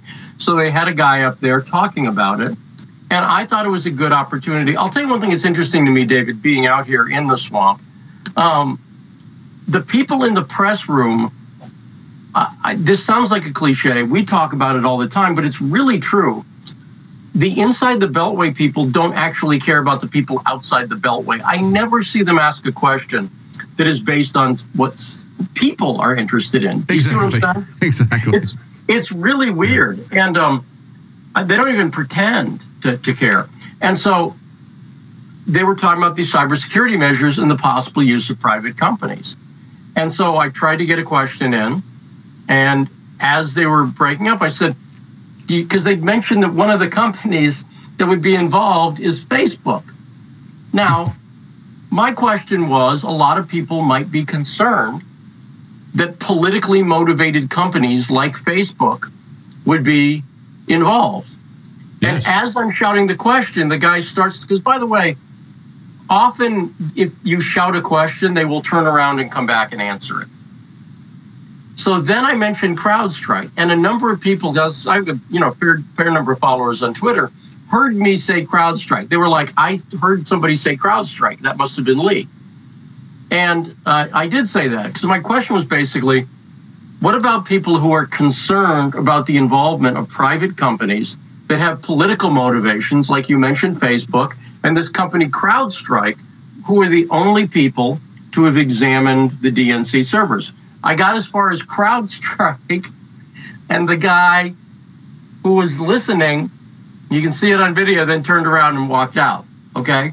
Now, then every day a transcript comes out of the press conference, and I noticed, and the only thing that was weird to me about it was I had 5 people on Twitter say, I heard you say CrowdStrike. Like as soon as it happened, okay? Right. And then on the transcript, there's no mention of CrowdStrike. Now, it could have been that I was over talking with Sarah Sanders at the time. I don't know why it wasn't included, but what I know is 5 people told me, I heard you say CrowdStrike. Then later that afternoon, independently of that, CrowdStrike is no longer there. And it's disappointing to me because CrowdStrike is the key issue here, David. Look, let's go over this again. The media ask, well, the other thing I've noticed is they ask the same questions every day, day after day after day, right? Oh, yeah. I never see him ask about CrowdStrike. I never see him say, the DNC did not give up its servers. They refused multiple requests at various levels from the FBI. This is according to who? Me? To right-wing nut jobs like me and you? No, this is according to James Comey, okay? He said that in sworn testimony in the Senate. Yes. That multiple requests at various levels, the DNC never turned it over. Now, the reason CrowdStrike's significant is, and I wrote about this, and this is one of the reasons that, this is the question I wanted to ask that Breitbart told me to stop going to the White House. So I'm a little sensitive on it, right? But yeah, but it's important. It's important, and it's important. It's interesting that they would ask you not to ask this question, but what is that question? Tell the audience. Well, the question was, given the fact that CrowdStrike was forced to retract their report that came out December 22nd, where they claimed Russians had hacked Ukrainian artillery. Turned out to be completely false. And CrowdStrike used this. By the way, that date is significant, David. It was a week before, remember how President Obama kicked Russians out, saying that there was conclusive proof of hacking? So it was a week before that. It was 1 week before that. And CrowdStrike at the time said, this is the connective tissue. This artillery in Ukraine, this proves it was the Russians, right? So Obama threw out these Russian diplomats based on CrowdStrike's accusations, which were subsequently proven false. And by the way, not proven false by right-wing nut jobs like you and I. They had to retract their own report. Yes. Okay? So let's be clear. This is not conjecture. They had to retract their own report. I have not heard a single question about that. Now, you'd think that Breitbart, I thought this has occurred to me. What I think they should have done was say, yeah, this is a big deal. Let's get because Breitbart's got more than one reporter in the room. They should have been, let's make everybody. That's a good question. Let's get that question on the record, right? Right. Instead, they were like, we don't want you to go to the White House again. And I'm not that kind of guy. Yeah, that's interesting. I'm not that kind of guy. And so I'm like, well, I think I'm going to keep going anyway. Because I said to him, well, it's very interesting because, as you point out, and you tweeted out, CrowdStrike is still the sole source of the Russian narrative. And I think today we're looking at issues around Seth Rich and the information that's come out that there's been something like 40-some-odd thousand interviews that went between him and WikiLeaks, and the comments that were made by Julian Assange and others, the UK ambassador, saying that he came to the United States to get information handed to him. It calls into question the entire issue of whether or not there was even a hack, let alone a Russian hack. So was this information handed over? Was it handed over to Guccifer? Did Guccifer hack that information? I think all that stuff is now up for re-examination. Well, I on the Seth Rich story, I'm cautious about things, David. The way I work as an investigative reporter is I don't like to report things that are not 100% rock solid. Sure. And I had contact with Guccifer too. And some of that contact was after Seth Rich's, all of it actually, forgive me, all of it was after Seth Rich's death. Mm-hmm. I didn't get any indication from my dealings with Guccifer 2. I was the guy, they've subpoenaed Roger Stone. I was the guy who got Roger Stone onto this story. Mm-hmm. I contacted Roger and I said, I think this is a big story. And I wrote a piece with him that went up under his byline on this. So I got no indication of that in my dealings with Guccifer 2 at all, that he had been dealing with somebody. Now, that being said, do I know who Guccifer 2 is? Absolutely not. Yeah. Do I know how they got the information? Absolutely not. I know that they had information because some information that Guccifer 2 gave me later was released publicly. Does that make sense? In other words, he gave it to me privately. Yeah. A week later, by the way, Breitbart didn't want to run with that.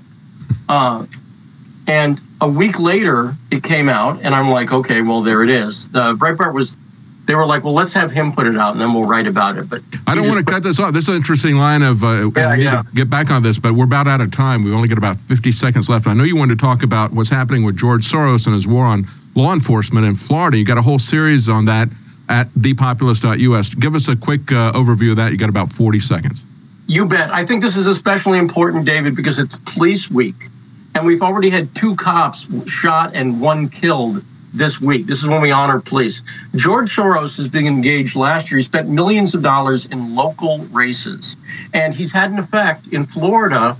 A state's attorney he helped elect said she's not going to file the death penalty on any cases, including that of an alleged cop killer. I have it at thepopulist.us. We're going to have more coming on this. This is how Soros doesn't just affect things internationally and nationally, but he's now working on a local level, David, and it's very dangerous, especially to law enforcement. That's very important. Give us a little bit more time, because we've run out of time here for our nightly news broadcast, but we can put this on. Sure. We can put this on YouTube. Give us a little bit more information about the George Soros connection. It's a very long article. It's about 13 pages printed out here. Give us a little bit more of an overview, and again, people can see that at thepopulist.us. Sure. Yeah. Well, again, the way I like to work is, and what we're doing at The Populist, is I give people enough material, completely vetted research material. There's no conjecture here, so people can look into it themselves, because I've noticed people who like news like digging into stuff, right? And so sure. George Soros last year launched an initiative where in 11 different states, he began putting money into municipal and state attorneys' races. Now, this is really smart. Don't forget, George Soros, I don't like the guy, but he's a genius, okay? He's an economic genius. And he realized, simple economics, most of these local district attorney races, people spend like $1,000. Does that, you see what I'm saying? Oh, yeah. Yeah. Well, it's the old slogan, think globally and act locally. And that's exactly what he's doing. He's working at the grassroots level. That's why it's so difficult to get people to act at the local level. They only want to look at politics at the highest level, at the national level. Usually only at the presidential level do they get interested. That's right. And Soros saw an opportunity here. And so what he did was, and again, this is verified by Wall Street Journal, Politico. This is no conjecture here, okay? He put money into 11 different races. He helped knock Sheriff Joe out of Maricopa County, for instance. Yes. Spent a lot of money there, yeah. The way he did it's real simple. In most of these races, he could put $30,000, $40,000, $50,000 into a race. In the case, for instance, in New Mexico, in Bernalillo County, the Republican opponent literally had to withdraw because he was being outspent so badly. He literally just said, I quit, okay? Wow. Now, this was a very effective. And because it's happening on a state and municipal level, it sort of rolled under the radar. There were a few, like I say, Politico wrote about it, Wall Street Journal wrote about it, Daily Signal wrote about it, but there were some national stories, and I wrote about it a little bit too, because you have to remember, of course, David, George Soros was also a big funder of the Black Lives Matter movement. Oh, yeah. And one of the things I detail in that populist story, I did a big 3-part series, because people often ask me, they'll say, what's Soros after? Right? What's his goal? Mm-hmm. And I know what his goal is. The Black Lives Matter movement, one of their goals is literally prison abolition. Okay? Mm-hmm. And that's because they're spiritual, they're not just spiritual. The grandfather of the Black Lives Matter is founded by 3 women, Patrisse Cullors, Alicia Garza, and Opal Tometi. Patrisse Cullors' mentor was a guy named Eric Mann. Eric Mann was a Weather Underground radical and associated Bill Ayers and Bernadine Dorns. And what they believed in was what the Black Panther Party believed in 1966. It's in their program. They want to release every black person from prison. That's their explicit goal.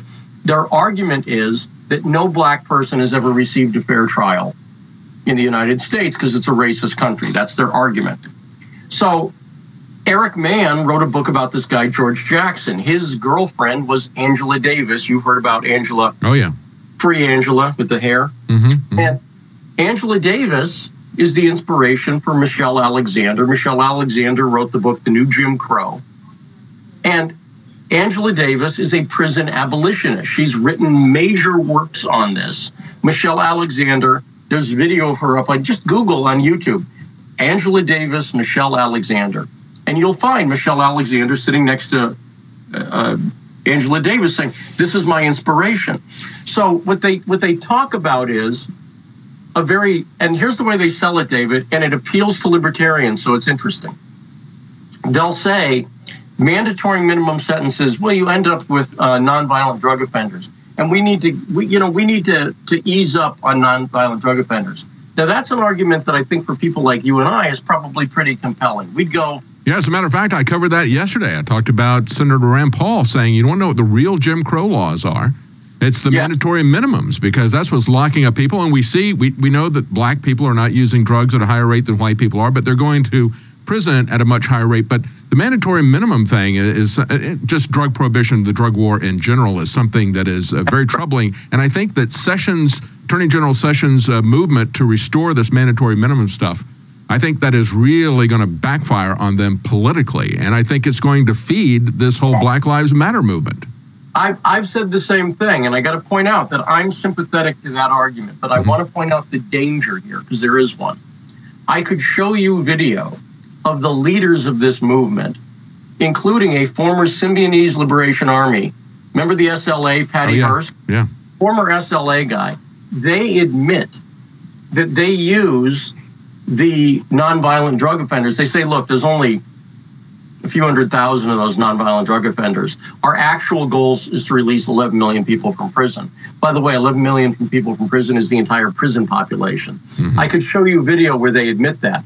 So the danger is they're very smart, you see. Mm-hmm. They understand they need to get a little bit of a coalition going. And so they understand libertarians like Rand Paul, like the Koch brothers, okay, will come out and they're in favor of that. And again, I'm sympathetic to that argument. I think especially when it comes to, I agree with you. Nobody who voted for Donald Trump wanted Jeff Sessions to go after marijuana users. Nobody, okay? That being said, I think we need to be a little careful of what the end goal is. And you can keep both of those things in mind, right? You can say... Sure. And I think when we look at George Soros, the bigger picture, the final end game, I believe, is something like we've seen in the color revolutions that he's funded throughout Europe in terms of creating and he has to have a good cause here. And what they have done throughout Europe is basically they create revolutions, I think, based on based on economic classes. Here we have the sense of upward mobility except for racial classes. So what they try to do is they try to create and build on this racial division. That's what Bill Ayers and the rest of them have historically done to sell their communist movement when they brought it here. They brought it here based on a racial movement rather than economic classes like they did in Europe. And I think that's really where this is headed. Would you agree? I 100% agree. And not only that, let me prove your point. We talked about this. I was in a film called Occupy en Masse with my friend Andrew Breitbart, directed by Steve Bannon. In Occupy en Masse, which is about the Occupy Wall Street movement, Anita Moncrief is one of the people in the film. She says at the end, the next step in this is going to be moving it to race. Yes. Because if you look at Occupy Wall Street, it was about class, 1% versus 99%. And it didn't really kick in. That doesn't work in America, but race does work in America. Yeah, exactly right, which is why the next iteration of it was Black Lives Matter, which directly connects to Occupy Wall Street, but they've changed the tactics. Now, by the way, where's Black Lives Matter moved now? What's the current state of the movement? Antifa. Yes. The current state, we went from Occupy Wall Street. I see a line between Occupy Wall Street, Black Lives Matter. And by the way, if you trace the line back, you go to the WTO Battle for Seattle in the 90s. And if you keep tracing it back, you get to the Weather Underground. I mean, when I say this, literally, Eric Mann is the mentor of Patrisse Cullors from Black Lives Matter. He recruited her, his word, when she was 17 and a half years old. She spent the next 12 years with him learning revolutionary organizing. Then she started Black Lives Matter. So when I say a direct line, I mean literally she learned at the feet of Eric Mann, whose hero was George Jackson, who was connected to Angela Davis directly. I mean, not just connected; they were lovers. I mean. Oh yeah. Well, the whole thing goes back. If you look at Bill Ayers and you look at the fact that it was the Weather Underground that created white skin privilege. They've now shortened it to white privilege, and then he stopped bombing buildings and started educating kids in his propaganda, his racialism. That really is the foundation of what we're looking at here. So give us a spin on what he's doing, what Soros is doing now with these local races with law enforcement and how this is playing out in Florida. Well, so remember, I mentioned the history only to say, look, there is a goal. Because people say, well, what's Soros's goal? I think his goal is he's anti-law and order, ultimately. That's what he is. Now, yes. In these 11 different races, well, he just wants chaos, because as chaos breaks down, then they create chaos throughout the West, and they can establish themselves in their new order. That's exactly right. I mean, he's making a little more money than the people who are working in the movement that he funds, right? So he'll really like law enforcement when it's doing everything that he tells it to do. He'll love law enforcement. You'll get it good and hard. Then at that point, the boot in the face. Yeah. Now, so what's happened in Florida is he helped elect a woman named Aramis Ayala, okay? Aramis Ayala came in under Soros. Now, again, I don't like conjecture. How do I know Aramis Ayala knows about Soros? Well, here's how. There was a guy named Lloyd. He killed his pregnant ex-girlfriend. So killed the unborn child, and a female police officer in Orlando. You remember the story about the female police officer in Orlando being killed. Yes. This guy, they did a manhunt. Allegedly, he killed him, right? A manhunt for 11 days, okay? Forgive me, for a week. It was a week-long manhunt. Okay, so Aramis Ayala comes out in a press conference and says, I'm not going to seek the death penalty against Lloyd. And by the way, I should point out something. And I'm mixed on the death penalty, too, okay? Yeah. I'm hesitant to put that power in the state's hands. But interestingly, Governor Rick Scott had, and I am in favor of this, had made it harder to institute the death penalty. He'd signed a new bill into law that means that a unanimous jury decision is required for a death penalty. I'm in favor of that. Yes. If you're going to have the death penalty, make it difficult, okay? Yes. So, even though he'd done that, Aramis Ayala came out and said, I'm not going to pursue the death penalty in the case of this alleged cop killer, and I'm not going to pursue it anywhere. The police wrote to her and said, what are you doing? We want this decision to be in the hand of a jury. She did not write back to the police, never wrote back to the police. But what she did do, and we know this by some great reporting from a local TV channel, TV6 down there. Michael DeForest is the reporter's name. Great work.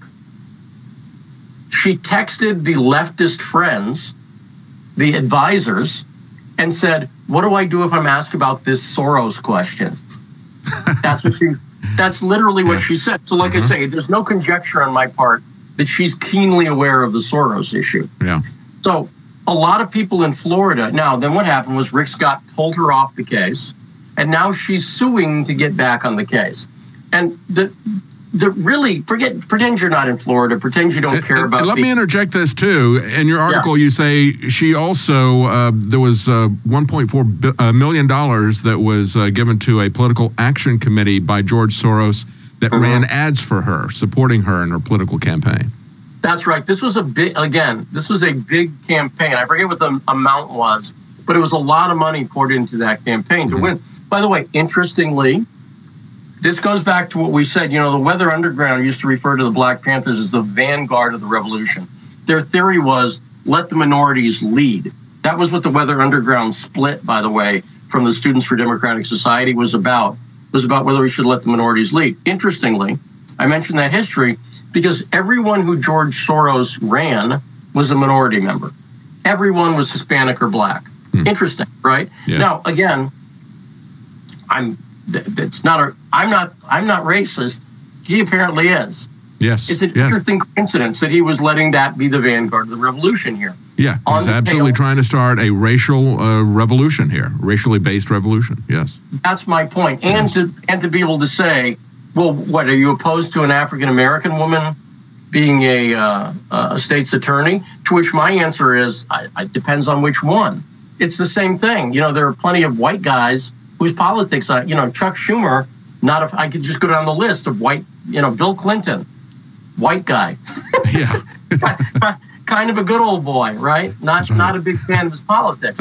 So I don't have that kind of litmus test, right? Thomas Sowell, right? And but that's the way that he ran this race. And it happened, he did it in Arizona, he did it in Illinois, he did it in Texas. He did it all over the country, 11 different states. And we're just starting to see, and the reason I want people to be aware of this, especially during Police Week when we honor our fallen police officers, is that this story is going to be affecting municipalities. It's going to fly under the radar. Yes. And here's the other thing that disturbs me, David, and you and I have talked about it. We know for a fact that Jared Kushner, President's son-in-law, big advisor, has direct ties to George Soros. Yes. We know for a fact that Stephen Mnuchin, the Treasury Secretary. Yes, so deep what I'm ties, saying is, deep financial ties, yes. Soros is as opposed, I believe, and I think you do too, that Trump is the fact that they lit up did you see the White House lit up blue last night? Oh, yeah. Yeah. I mean, here's a guy who I know in his heart, Trump is a law and order guy. Oh, okay? Yeah. A bit more than I would like to see in many cases when it comes to things like civil asset forfeiture and other things like that. But that absolutely is something he's passionate about. And that's why I think, because people are like, well, do you think we were tricked? No. I mean, I don't think Trump's being disingenuous with his respect for law enforcement. I think he's got people in there, Mnuchin and Kushner among them, who have a very different agenda than he does. They're simply put, they're globalists, right? Yes. And they're down with the globalist agenda, right? And so that's my other broad concern here is if there were no Soros connections, who I feel are going to be a moderating influence. Does that make sense? Like that's honestly, and that's the key. That's the thing that's concerned me from the very beginning when I started seeing some of the people that Donald Trump was picking for his cabinet. We all heard the expression that personnel is policy, and the people that are going to be there, they're going to get that policy in place because it's just such a large, complex government. If those of us who are libertarians understand that government was never designed to be this concentrated, this centralized, this complex. They've gotten into all these different areas that they should never have been in. But you're never going to be able to control this or even minimize it in any way if you're going to have people that are opposed to your agenda. And he's got a lot of people there that are opposed to his agenda. And we're seeing the fruit of that now.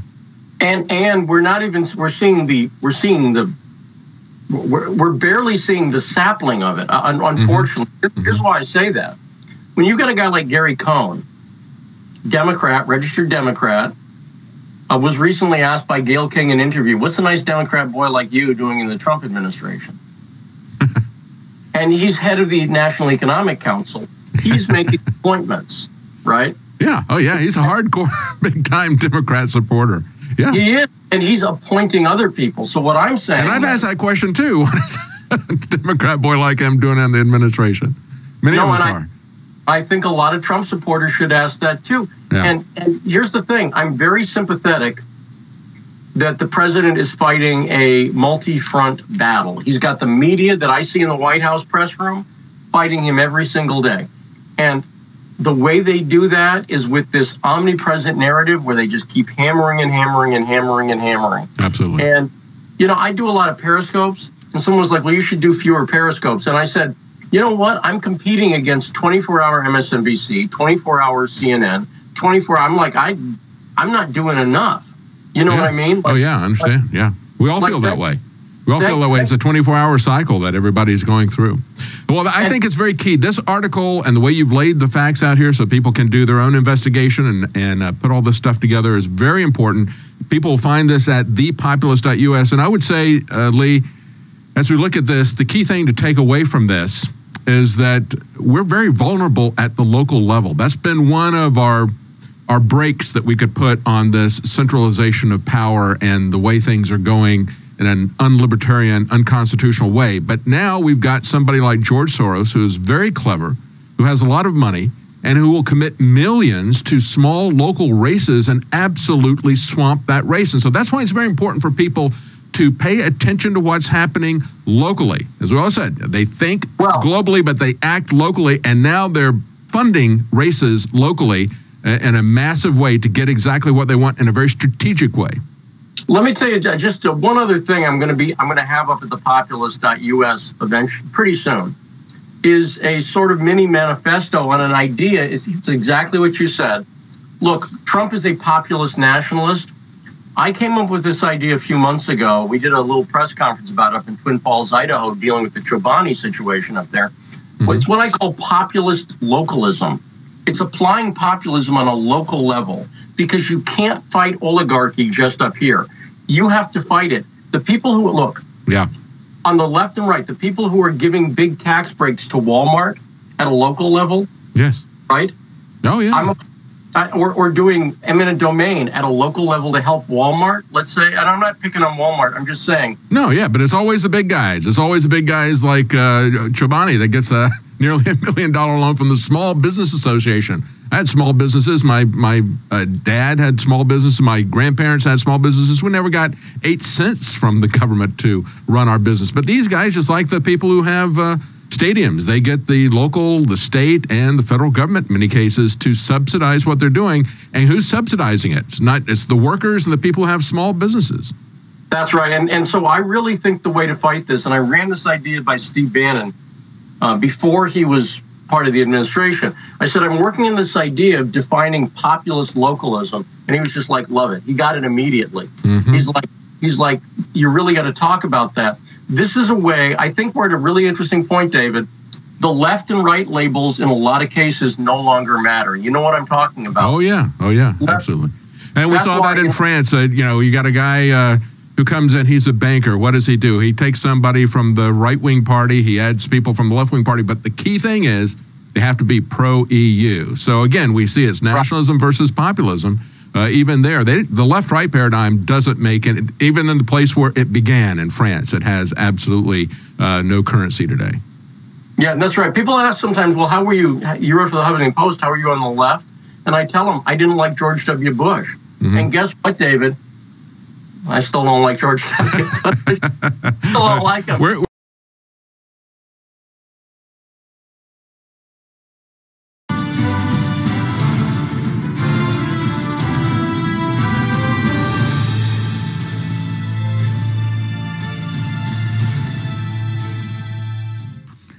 Hi, this is Dave Hodges of the Common Sense Show, and we're the show that's freeing America, one enslaved mind at a time. The Purple Revolution. What is it? Where does it come from? And what is the final endgame intention?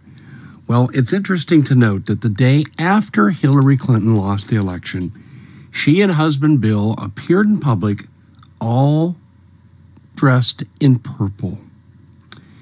This has become the euphemism for the resistance against Donald Trump.